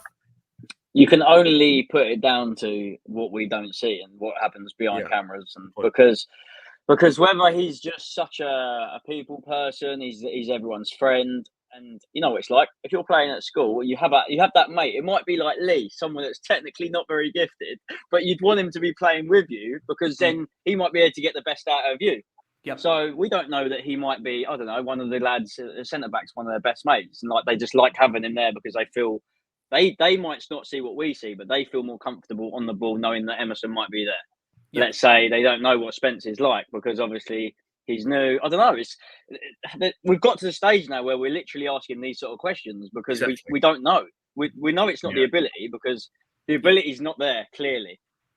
No, agree. If you're Jed Spence and you're sat on that bench and you're watching Emerson, especially that no-look pass was obviously utterly ridiculous, right? If you're Jed Spence, you're thinking, what have I got to do? Like this guy, I don't know.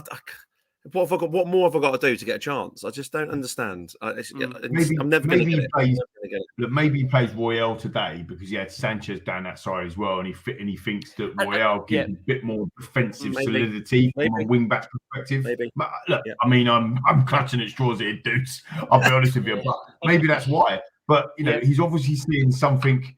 I think he's not seeing something in Jed, which is why he's playing Emerson, rather than he's seeing something in Emerson, which he ain't seeing in Jed. Do you see what I'm saying? Yeah, so I think there's something there, and we're all thinking November the 9th, so it's around the corner now against Nottingham Forest. He's going to unleash Jed Spence. But I come back to a point I was about to make earlier. Bournemouth, great respect, they've just come up from the Championship, right? They're doing okay and they're doing well and whatever, but they are more of a Championship side than they are a established Premier League they side. barely. I mean, Scott Parker criticised. Yeah, and Scott Parker criticised them, of course, for making no summer signings of any real intent to stay in the league. He arguably said it is a Championship. If you're going to give Premier League game time to Jed Spence this year, what games are you going to do it in? You're going to do it against the likes of a Forest or against the likes of, at the moment, Leicester, against the likes of, at the moment, Bournemouth, because they're a club that are in around the bottom and they're struggling. You're certainly not going to, if you ain't got confidence at the moment, you're certainly not giving his debut against Man City, are you? So, can I raise a point? Go on, Max. I'll raise a point. Do you remember when Tanganga came out of the blue and he had that one game and he set like... Was it Liverpool, Max? And it was unbelievable. And you're thinking... Bella, I'm going to leave. All this needs is Spence to have one game. Well, he'll do better than this anyway. Because there's going to be no pressure there because you're comparing yourself to someone who literally shouldn't be playing. So if Spence can have a game literally like that, then that'll do his confidence like a whole well of good. I just don't get it. Yeah. I mean, I think that, again, going into half time, there's that argument coming over to you, Lee, that you see Hill on the bench, Lucas coming on, despite the fact we've been on this game with Lucas, that he did make some form of an impact. But Hill, as we've said, is worked his absolute nuts off the last couple of games for an opportunity, and he sees Lucas coming on. And again, I just wonder, credit to Conte, because the substitutions today changed that game. So credit where credit's due. The subs changed the game for Conte, but before looking into that, it did feel incredibly harsh to bring Skippy off, because I think he looked like, he was everywhere today. He worked ever so hard. I think the argument would probably be, Lee, if you agree, that he was being asked to play a role far too forward for him. And I think that is probably a little bit unfair for a guy that's came back from injury. Be honest, mate. What are we missing? A lot picker. How many times do I say that? Yes. James Madison? No, don't want him. No, I think someone of that ilk, Tim. Someone of that ilk. All I say with the Brian Hill thing and the substitutions and all that sort of stuff is at least he has given him some game time. He was getting nothing in the Premier League before, and then Champions League performances, cameos, have now started to get him have a look at the Premier League. But I agree with Max said it earlier. Like when Decky comes back and Richie comes back, Hill ain't getting a look in, which comes back to your point earlier. Rick's probably going.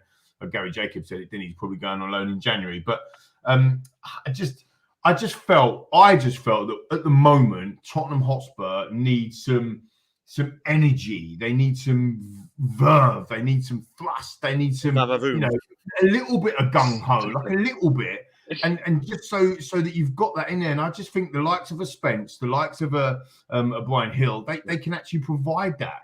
You look at I looked at Sessegnon at times today, and I thought, how old are you, dude? And he's 21, and he sometimes plays like he's 31 or 33. Like Harrison, no energy in the fella. I just think, where is the energy in this team? When I hear Conte talking about, we want to go out there and we want to play with intensity and we want to play with passion, personality. He talks about a lot, doesn't he? Where is it? Where's the personality and the drive to? It's not that they don't want to play for the football club. I'm not saying that. It's just because the second half showed they playing for the manager. You can't. The second half shows that. Yep.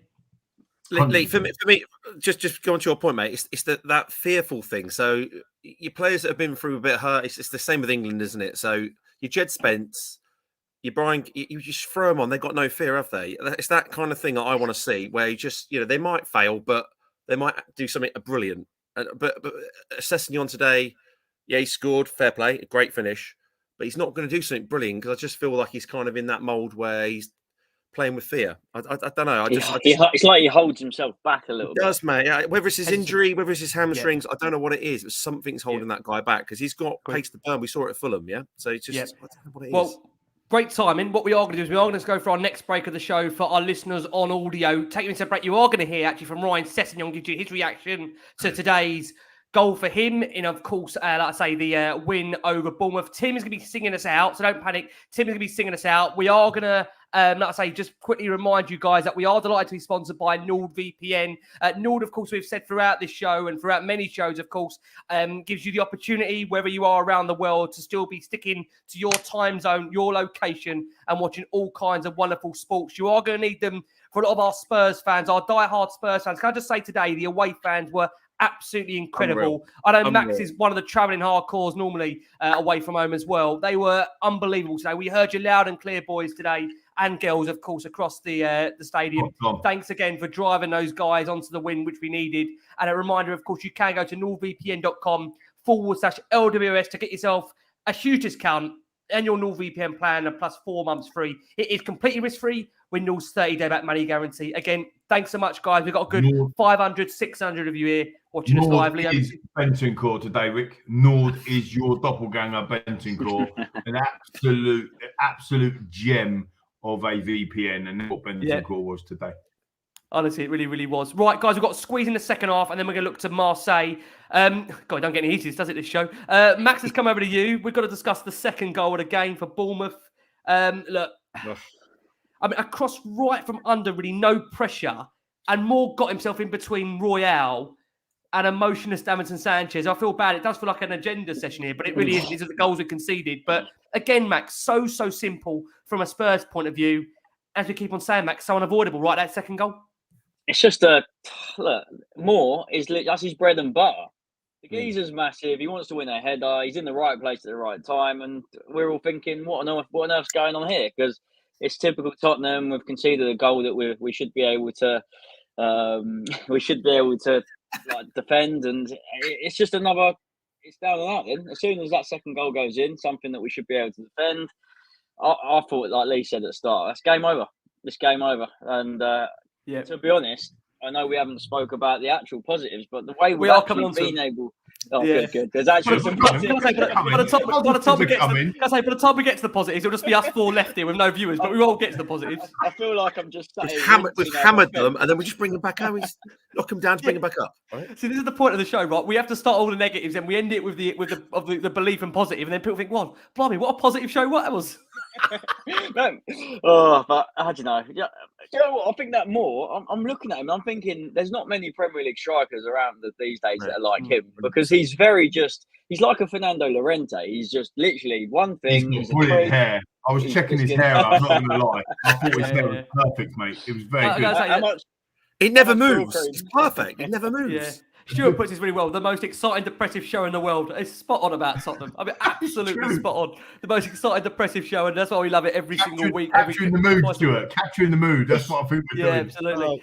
Lee, let's come over to you very quickly on it. I mean, again, the second goal, I don't want to keep going over and over it. We know Emerson doesn't really cover himself in any glory. Sanchez in there as well. I think, again, the concern was at that point, we take off the best player in the first half, and then you've got Emerson and Sanchez at full. And I think the concern again is just, are we learning from this? The argument would be going to win that game. Is it just about a learning process, Lee? We just want to see that we're learning from this now, rather than to keep going over and over these players that aren't good enough. Will we learn as a group from the mistakes from today?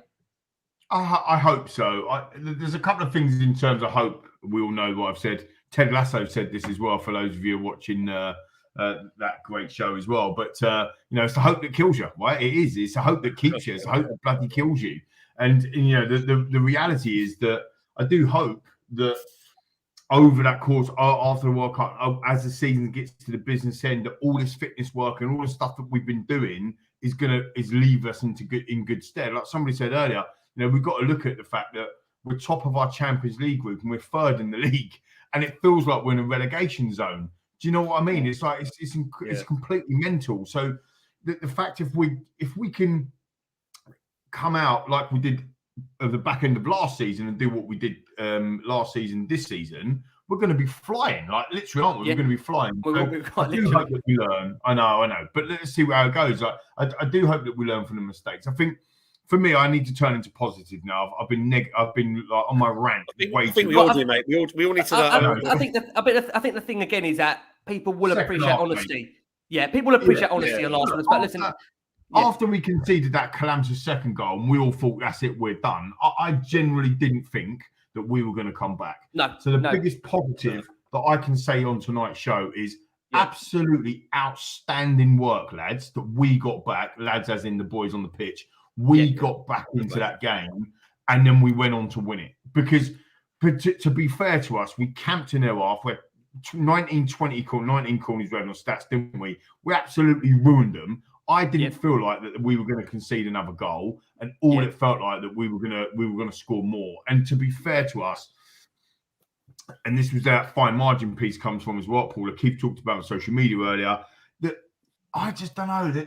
I said it to Jace the other day, and there was a couple of my mates saying it as well. I don't know if you guys feel the same. Is that it's just slightly off with the last ball, or it's just not slightly falling for us in certain situations. Like last year, the ball would fall and bang, someone would smash it and it'd be in the back of the net. This season, the ball's falling and it kind of slips over or it bounces off his knee. Like even Kane tonight, do you know what I mean?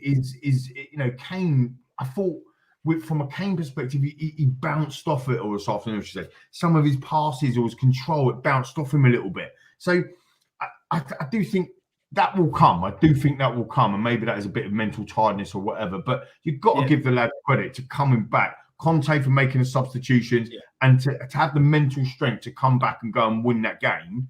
Yeah, that's massively positive, isn't it, lads? Yeah. No, I agree. Let's talk about happier things. We have also got to squeeze in Marseille. And this is the one for your next bingo card. Conscious of time. And regular listeners, they'll know they've already done 3 shots. Yes, conscious of time. No one's on for a full house the way it's going here. Max has come over to you. There was a VAR actually had a look at a potential arm to the face of Kiefer Moore by Longley, but no penalty was given. And then Ryan Sessegnon did reduce the deficit. A nice finish from him from a tight angle. And to be fair, Højbjerg, a lovely pass to put him through. Do you just hope now, Max, that goal from Sess just does him the world of confidence? Because that Sessegnon finish, right, that is the finish that we used to see at Fulham all those years ago that made Spurs want to sign him. So I keep saying so with Sessegnon. Is this the point? Is that the moment where it changes his Tottenham career? For the 100th time I've said that on Last Word on Spurs. I hope so. I mean, all we want to see is what the reason we signed him for. And the reason we signed him was because we need an attacking left back, which was quick and able to get the ball down and just run. And then, the classic shot across the goal. That's what we want to be seeing. We want to be seeing a player that can actually get the ball down, whip a cross in. And I don't want to wait 4 seasons. I don't want to wait until he's 27 years old until we start seeing this. I want to see it now because he's got the ability. Yep. Don't get me wrong. It was a great pass through from Højbjerg. That's the sort of pass you see when he's playing for Denmark. And it was just nice to see Sess on the end of it. It was just nice. The 3 goal scorers, it's nice to see. That's what I was saying. Like different goal scorers. But you know what? He's got himself in the right position. I think Conte clearly likes him because he's playing him a lot more now. He's showing him a lot of confidence, and let's just hope that he takes that with him now and just push on from it, because the lads will be saying to him, "Come on, man, you've got this. He's bulked up a bit. He's good on the ball." I just feel like I'd be happy if we didn't sign. If we kept that side, that's fine, and then just go out and sort out the right hand side. Get Spence. Oh mate, I'm crying out for those 2. Left and right back, because that's what we need. You know what's interesting? I mean, I've been saying this, Tim. I know you watch the show regularly, bless you. That Adughi's coming in the summer. Adoghi, however you want to pronounce it. And this should be the opportunity now for Sess to really take this opportunity to show Conte, this is why I deserve to be at this club. This is why I deserve to stay. And this is why you deserve to trust me. Now, to Conte's credit, right? Since Conte's walked through the door, he has given Sessegnon ample opportunity. Had he given those opportunities to Hill, I think we'd all be saying, you know what, then it just isn't working. But he has given Sessegnon absolutely every opportunity. So is the argument that that's the potential? Do that more often today, Tim. Is that the argument with Sess? Yeah, I mean, there's a few times he went down the wing first half, and I'm thinking, is the cross going to come in? Is it going to be a cross? He gets his head down every time he crosses the ball. I'm like, get your head up. It really annoys me because obviously you want to see where you're passing the ball, you know. I don't know. Hopefully that goal, same as you, Rick, will springboard him. Every time I've said the same thing, I've got battered because the next game he'll have a shocker. But I do honestly think, and I know everyone said this in social media and journalists and what have you, but Perisic is going to be a massive influence on Sess. So he's there to develop him. You know, he come on second half, but you can just see that he's trying to help the guy develop. I don't know. Will he ever be good enough? I can't answer that. No one's ever going to answer it. But at least he scored a goal. That's a good start, right? So he scored against Southampton. He scored again today. Yep. We just need someone to go down the wing because if Conte persists with Emerson down the right, we know it's going to be a corner at best, right? That's the whole thing with Emerson. So we need at least one of our wing backs to perform, and hopefully it'll be him. But I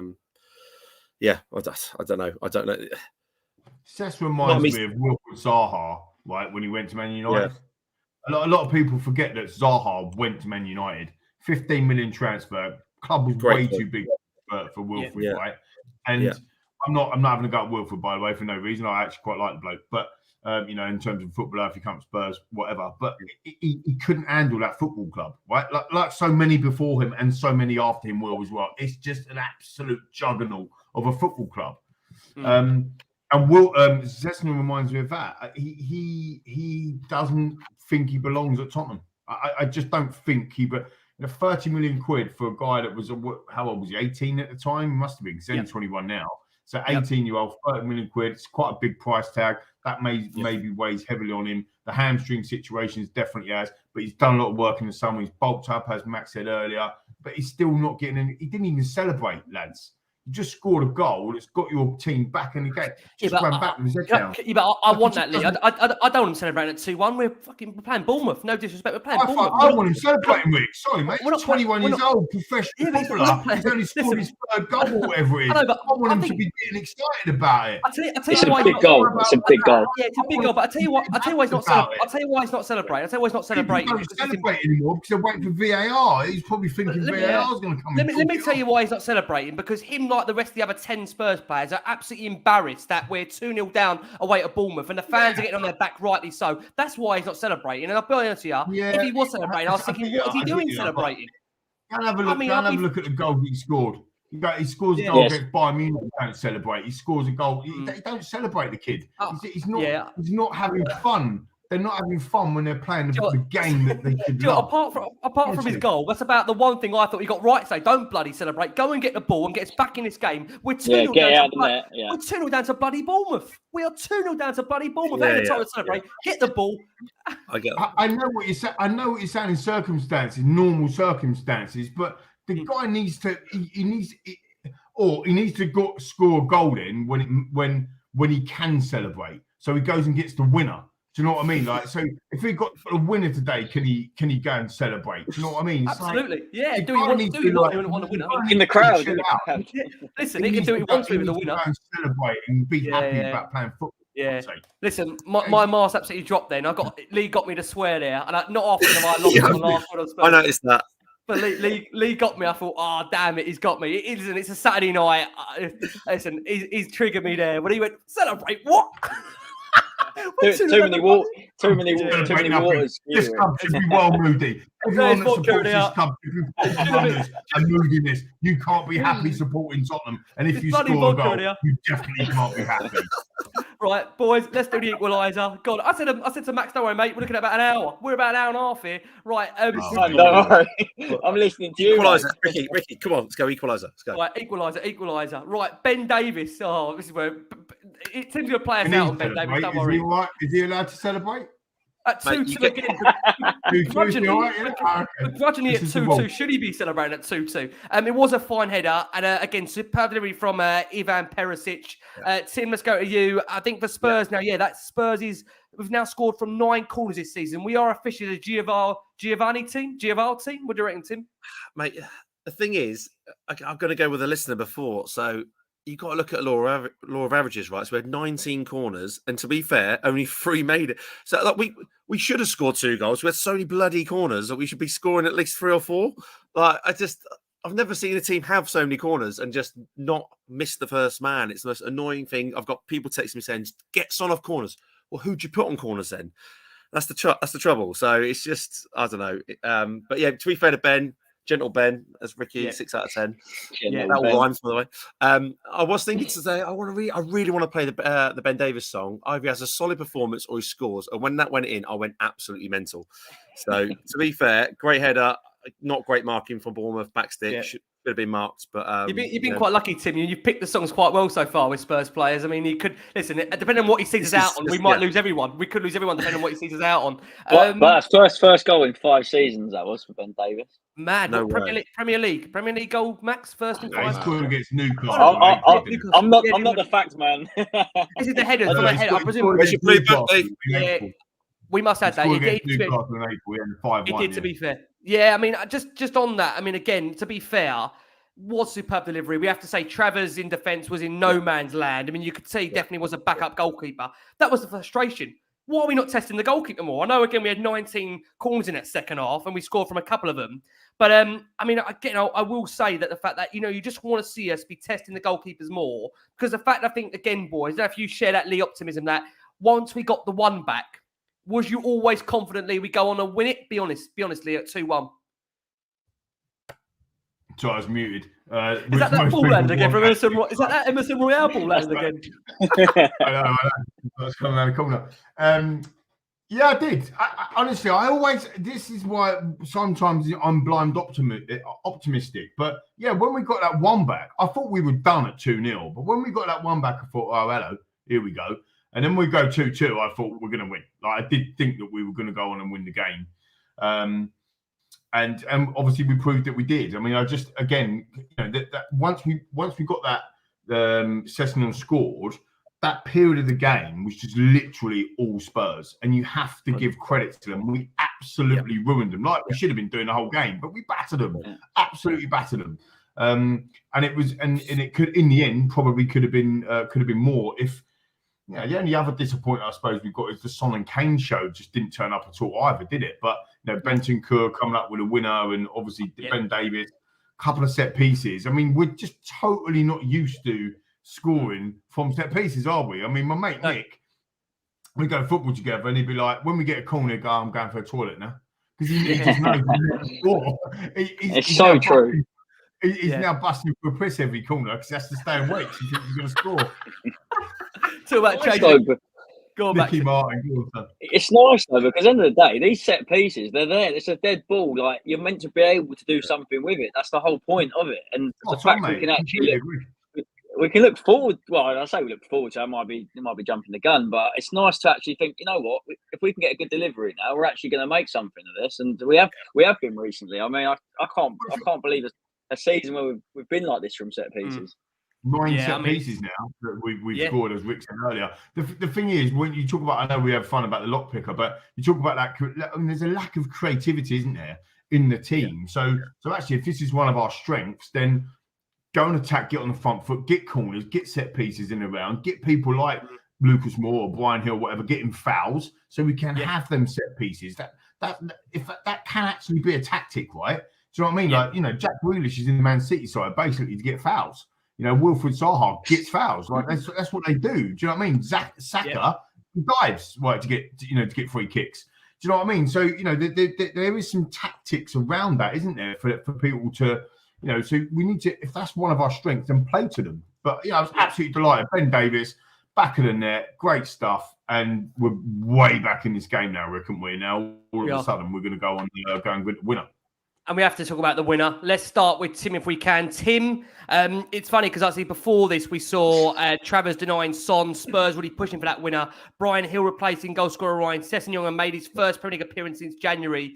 Quite funny, actually, the ball boy had just been escorted from the ground for not giving the ball back quick enough to Lucas Moura. Didn't get chucked out for that, surely. He got escorted. Yeah. No way. High standards these days. Yeah, high standards these days were moved. It caused actually a bit of a melee, but Spurs did get their goal, the winner. It capped a superb comeback. Bentancur scoring for the second game running with a really cool finish. Second time after his initial header was blocked from Son's corner. And that moment, Tim, I mean, I know my household went nuts. I think it's still reverberating and celebrating, Tim. You recovered it? I've watched 3 games with my son, and every one of them's ended up a bit like that. So it's just, I know you're doing the same thing, so just pick my son and went absolutely mental. Tim was ringing me. Tim was ringing me on WhatsApp, and I didn't know because my stream was like 3 minutes behind everyone else's. So he's ringing me up, and I'm thinking, "Oh, something's happened here," but I didn't want to answer the phone, so I didn't know what had happened. And then, like a couple of minutes later, bang! We've got the winner. I'm thinking, "Get in there!" That's obviously why you were ringing me. Honestly, I've only just seen. I've literally about 20 minutes ago looked at your WhatsApp saying I'm 4 minutes behind. I'm like, no, I've done that thing you shouldn't ever do. You just don't. I'm ringing Ricky. I'm ringing Lee. I'm going, come on. You just want to tell someone. You just want to tell someone. I know. He's sending messages, and I'm thinking, is he lying? Like, because Jace does quite a lot of winding up on WhatsApp. I'm thinking, is this a bloody wind up here? Like, because my stream was way behind, man. What I was watching, but remove the Spurs notifications. If you're watching streams, remove the Spurs notices. Take them off. If you have an Apple device, and other devices are available, of course, but do not disturb. Get that on every time because it just saves all your grief. Because especially if you're watching on a Fire Stick, which I was and Ricky was, but yeah, I went absolutely nuts. And then the other half's in the kitchen going, "What are you?" Just bringing the child back to bringing the child back to the normal balance levels of audio. To be fair, Rick. So this is. I was thinking this earlier. So this is just football, isn't it? Like as annoyed as I was with the first half, crossfield passes, negative football. For that moment, especially with after Wednesday, when that moment, and again, I don't want to say anything because Max was at the bloody ground, and that must have been horrific to experience that at the ground. I know Lee was as well. But to experience that's just football for you, isn't it? You just go nuts. You just that exhilaration that you've got especially from being 2-0 down to. So it's something about a 2-0 defeat where you're thinking you're going to lose. You win 3-2. It was that Moura moment.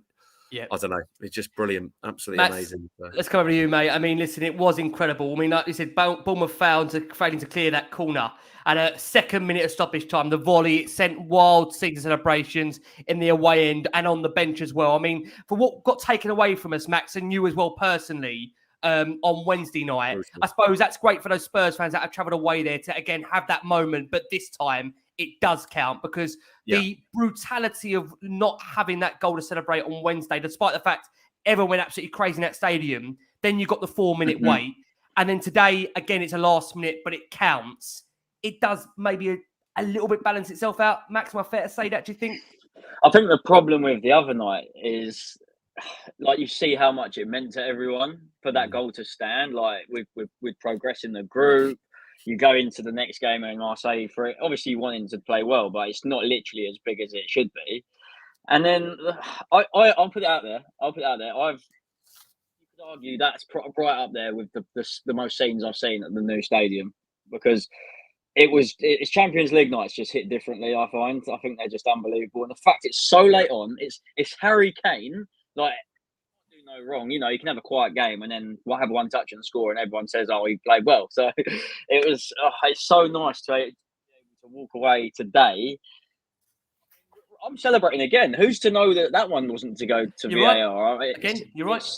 It's so tough these days. Like you celebrate because it's the natural reaction. If Tottenham score, actually celebrate. You can't not celebrate. So of course, you don't not celebrate because of VAR. You don't go, oh, actually, I can't celebrate because of VAR. You just do it naturally. So that's the whole point about football, right? It's just the disappointment afterwards, like Wednesday when it's taken away from you. What if we'll go Max in. We'll let Lee come in. Go on, we'll go Max and we'll go for it, Max. Yeah, so there's the 4 minutes of obviously everyone scratching they're biting their nails, and the ones in the ground, obviously, because you can't see what's going on. I have no idea what's happened. I'm literally looking around. I'm saying, has anyone seen like what's happened? The commentators on Sport at the time. Genius is even saying there's nothing wrong with that. And then suddenly it's ruled out, and it's just like you're heartbroken. It's like it's such a farce. It's so annoying. There needs to be something that's clear and obvious. It speeds things up for fans that are there, because it's not fair. It's honestly not fair to go there and have those sort of emotions just pulled from you. And it's just nice that it didn't happen today.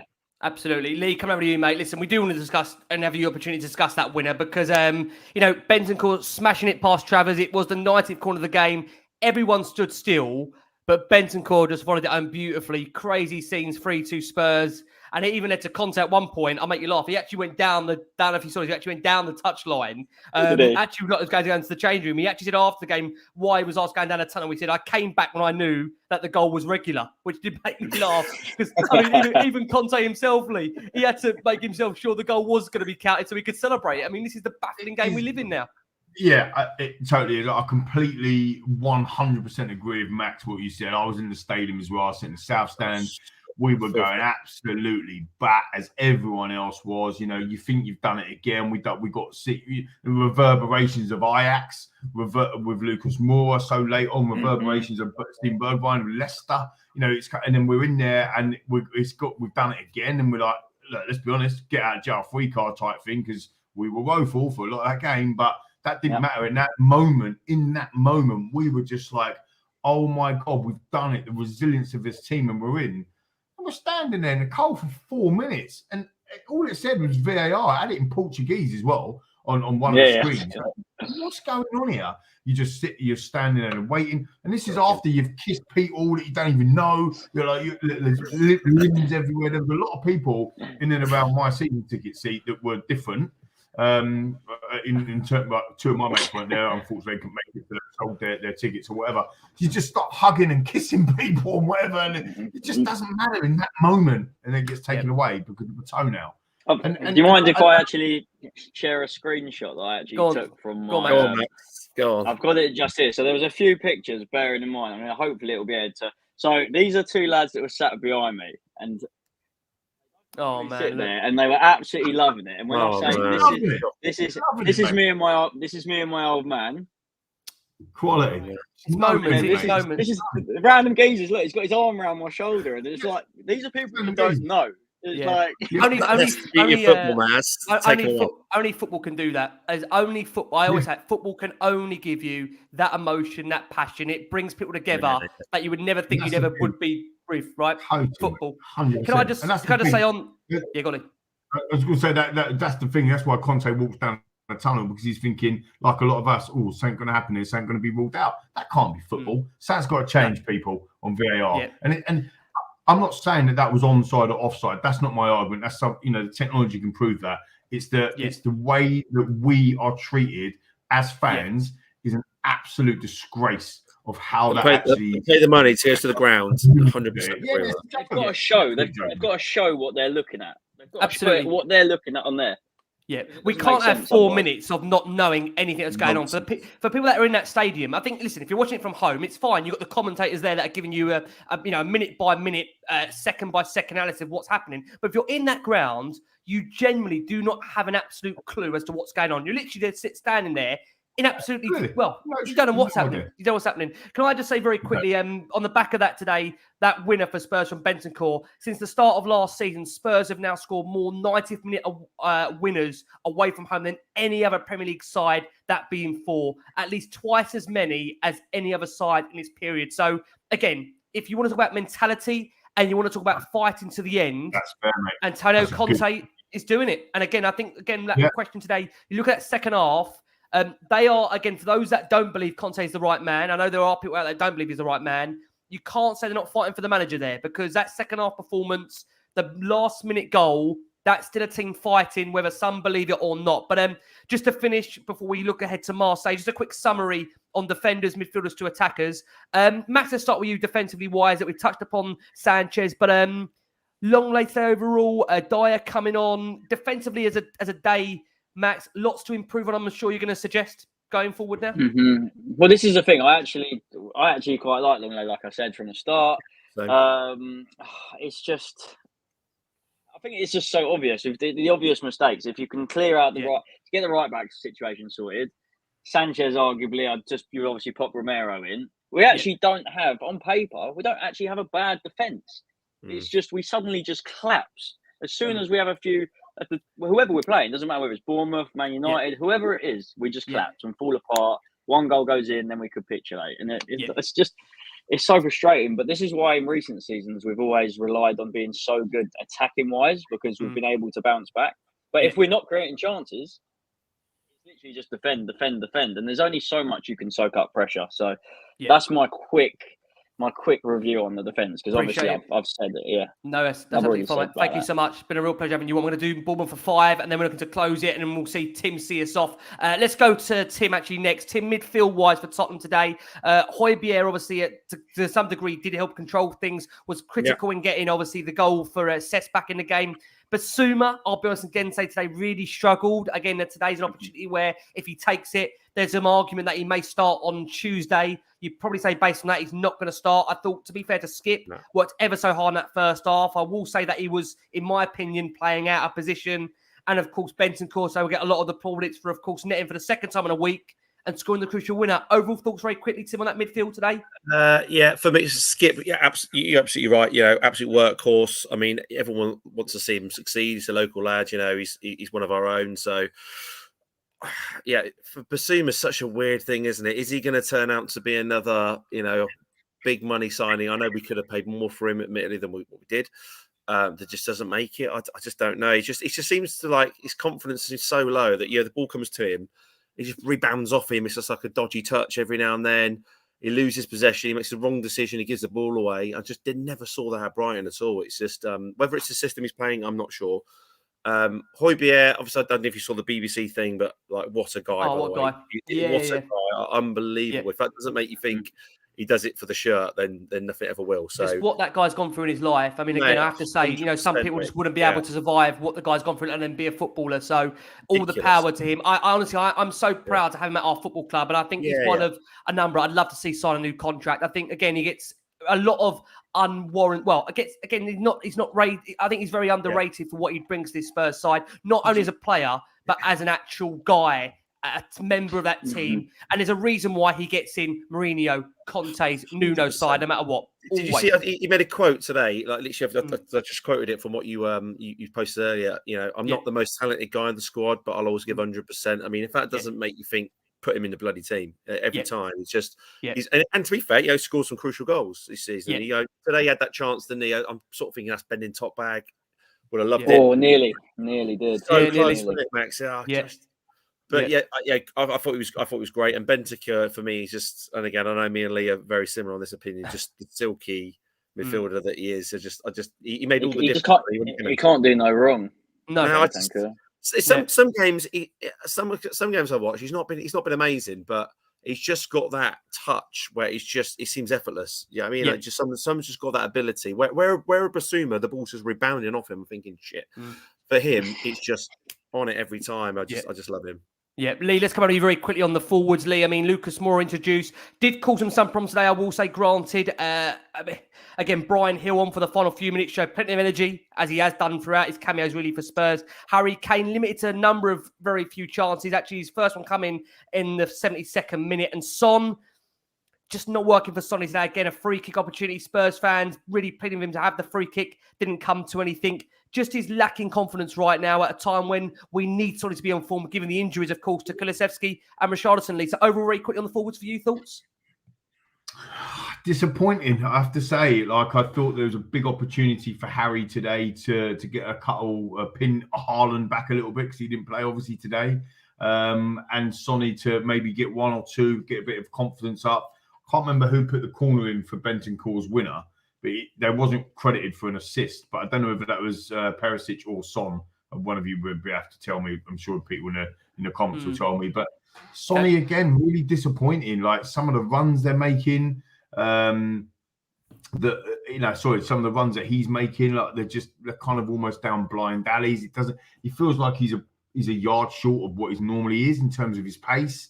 And the passing from Kane as well, and sometimes it feels like I don't want to be rude to Harry Kane, but sometimes it feels like that he is the Kevin De Bruyne, but he's not in the Kevin De Bruyne team that he's playing in. So like he goes to do like a nonchalant pass somewhere and it don't go very well because the other people don't read it, or it bounces off him. And he's done that a few times this season. I personally don't think it's a pace thing. Personally, with the forwards, I think that we're playing too deep. And I think if the team shifted 15, 20 yards up the pitch, our forwards would start to get a little bit more. Now, I think you've got a bit more clever, Rick, as well. Switch in and out. Put more left and Son on the right for a bit. When Kane drops deep, them two need to go inside a little bit more and run beyond him. Get runners beyond Kane when he drops deep. There was times in today's game where Skip would pop up in a forward position and go to cross it. You'd look across. There's no one in the box because Kane's already dropped deep and Son's gone out too far wide. So there's no one for him to cross to. So they need to work on that together. And look, they're world class in my opinion, both of them. So they get that right for sure. And when they do, that's the positivity coming out of me now. Because when that clicks again and when that bit goes again, maybe that's when Decky comes back. Whoa, I tell you, this league is going to see Tottenham fire. Yeah, agreed. What we are going to do is we are just going to go for our final break of the show for our listeners and audio. Taking that break, you're going to hear from Luke and Twistle, who gives us his thoughts ahead of Marseille to come. Great podcaster for the Marseille view as well is Luke. He's taking you into that break. Finally, we're going to go quickly around the panel, guys. We've heard from Luke there for our listeners and audio. So we're just quickly going to get thoughts and a prediction in combined for all of you. Max, been an absolute pleasure, mate, having you formally back on Last Word on Spurs for, I think, your video YouTube debut. Make of that what you will. Max, thoughts on Marseille, if we can, and a prediction from you, please. Well, my thoughts are I'm going to be packing my bag shortly because I'm going out there. Yes, boy. Come on, Max. Go on, Spurs. If anything, the other night makes it even massive, and it means we're going to have to be up for it. It's going to be a big game. So, without writing them off, I mean, I just hope I don't see another first half. Do you back us, Max, to go out there on the back of today? We've only got to get a point. I know we always say only with Tottenham, but there is no Conte there on the touchline. He's obviously not, as we understand, even not allowed, I think, in and around even the dressing room beforehand. Is there enough mental stability in that squad to cope with Conte not being there? And today we've shown again we can score late goals. We only need to go there and just turn up, put on a performance. You haven't got to win the game.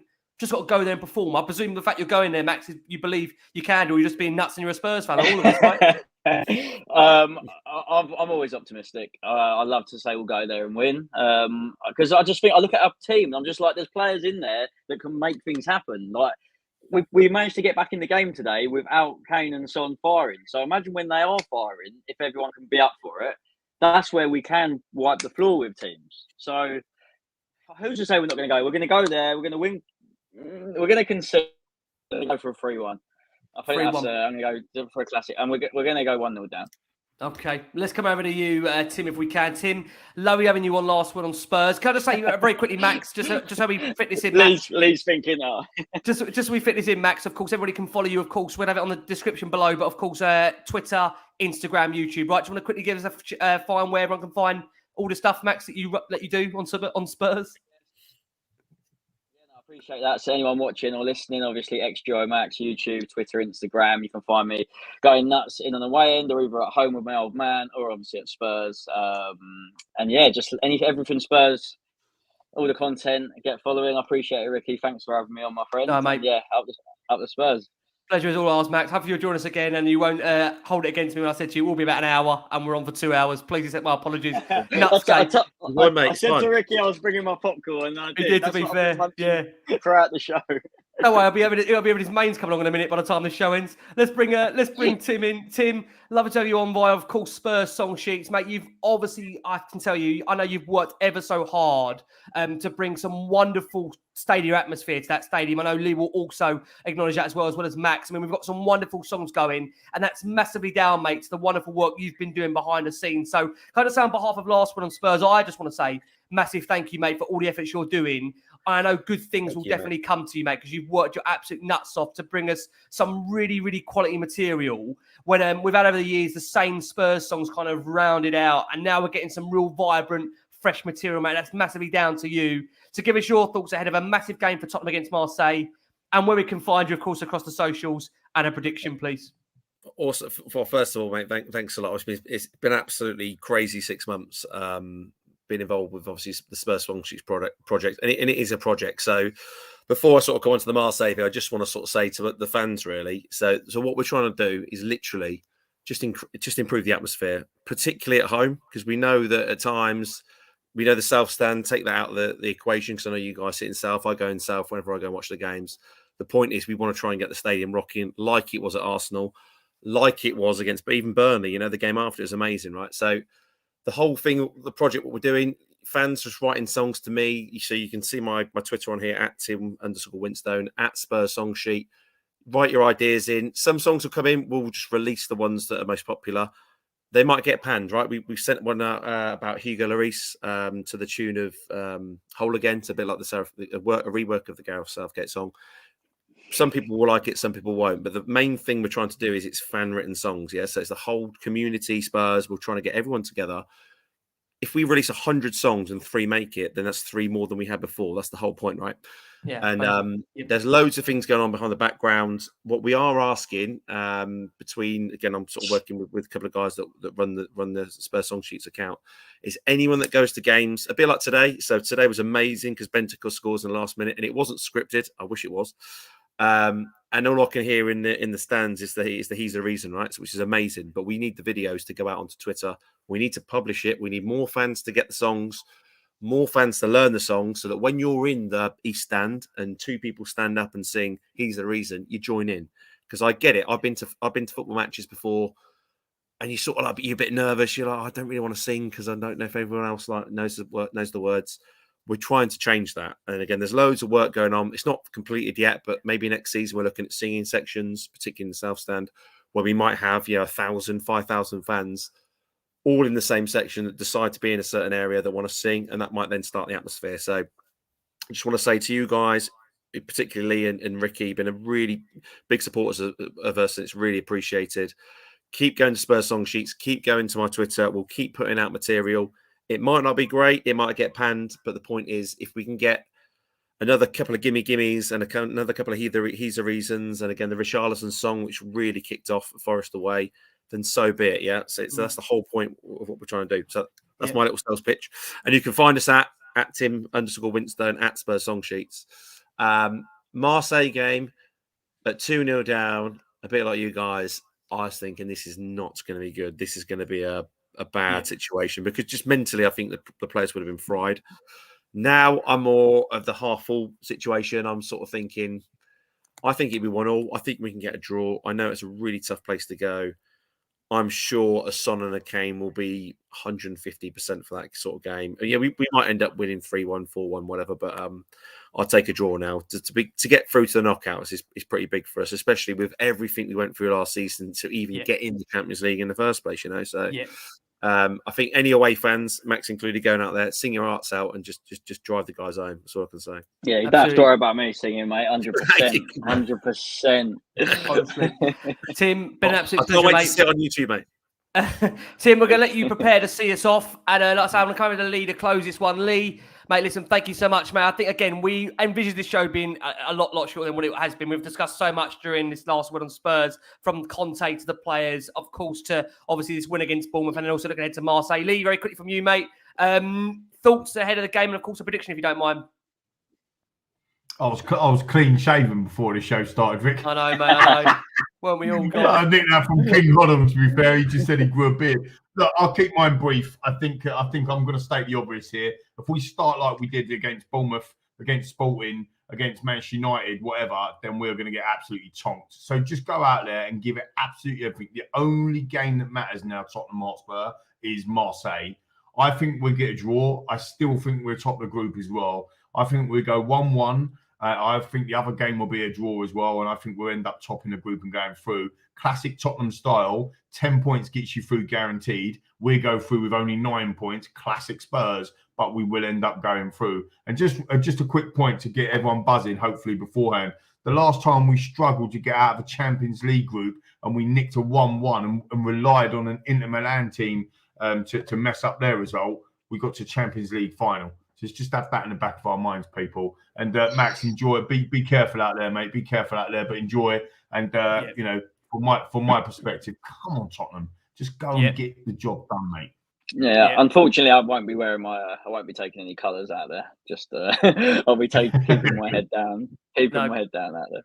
Definitely, mate. Safe thing to do, mate. Listen, we wish you all the best there. Like I say, we are back on that. Lee will be joining me for instant reaction to whether Spurs have qualified for the next round of the Champions League. Can I just say, from the wonderful Lee McQueen to the superb xDuoMax back on Last Word on Spurs, seeing us out on Last Word on Spurs is the wonderful Tim Winstone we're going to hand over to. Guys, thanks so much for all your incredible support. We are back with you on Tuesday evening. As always, please keep safe, keep well, and as always, come you Spurs.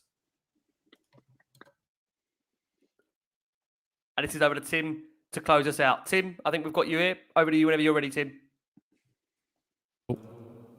Hello. We've got you, Tim. Yep, all good. Right, guys. So another couple of guys played a big, important part to today's win. One was Ben Davies. And I do remember Ricky playing this on the show when a few months ago, back end of last season when we first released it. So this one's about Ben Davies. And then we'll do a couple more. One about Ryan Sessegnon because he scored. And then we'll finish off with one of my favourites, which we can still sing now, which is called Stop Crying Arteta. So there's 3 songs. Check us out at Tim Winstone, at Spurs Song Sheets. This one's about Ben Davies.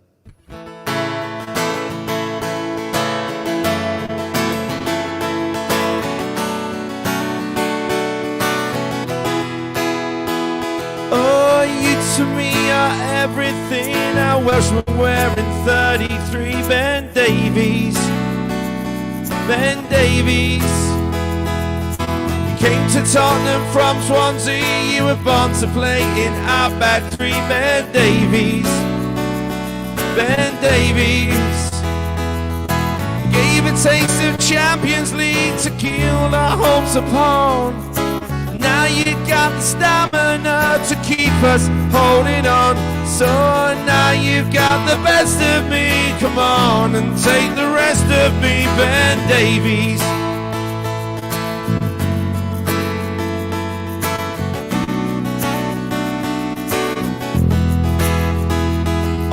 You to me are everything. A Welshman wearing 33. Ben Davies. Ben Davies.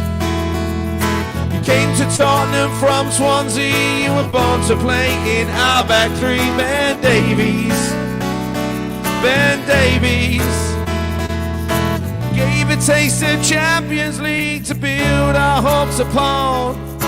Now you got the stamina to keep us holding on. So now you got the best of me. Come on and take the rest of me, Ben Davies.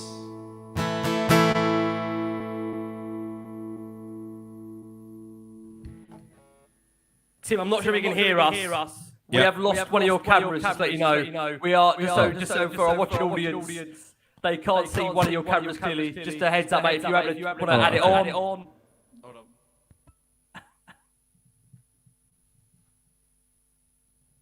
We gotcha.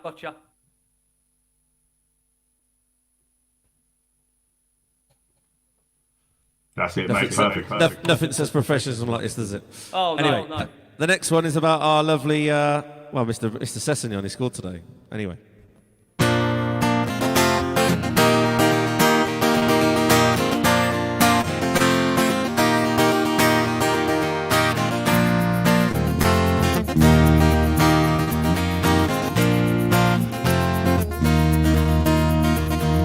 Na na na na na na na na na. Ryan Sessegnon, Ryan Sessegnon. Na na na na na na na na na na. Ryan Sessegnon, Ryan Sessegnon. Na na na na na na na na na. Ryan Sessegnon, Ryan Sessegnon. Na na na na na na na na na. Ryan Sessegnon, Ryan Sessegnon. Na na na na na na na na na. Ryan Sessegnon, Ryan Sessegnon. Na na na na na na na na na. Ryan Sessegnon, Ryan Sessegnon. Can you still hear it? Is that all right? Perfect, mate. I'm going to take the mick a little bit, Rick. I'm going to play an extra one. This is a new one. This is about, because there's a lot of people that requested this. This is about Brian Hill. So we're going to do a song about Brian Hill. If I can find it. Go on, Hill.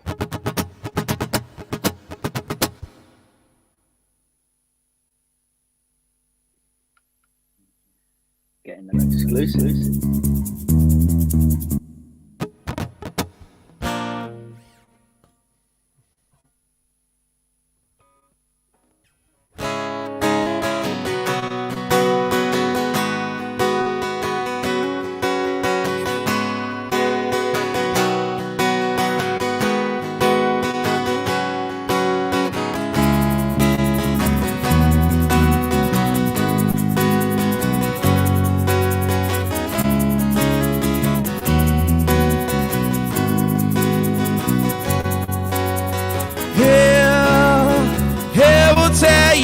Apart again. Here will tear you apart again. Here will tear you apart again. Here will tear you apart again. And here will tear you apart again. Here will tear you apart again.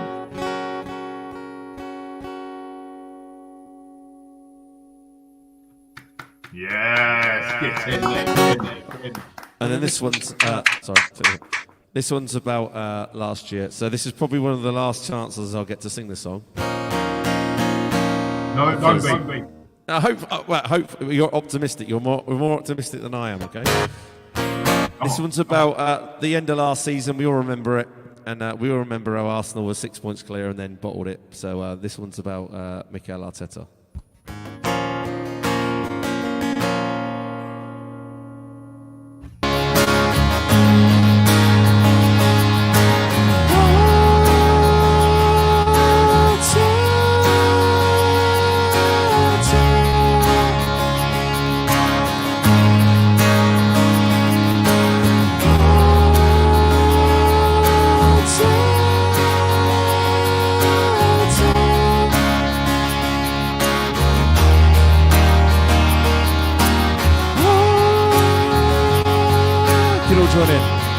Cause Champions League has faded away. Just try not to worry. You play on Thursday.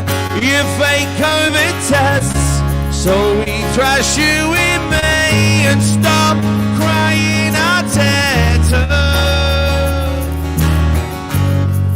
Cause Champions League has faded away. Just try not to worry. You play on Thursday. You fake COVID tests, so we trashed you in May and stop crying Arteta. Stop crying Arteta. Stop crying Arteta. Stop crying Arteta.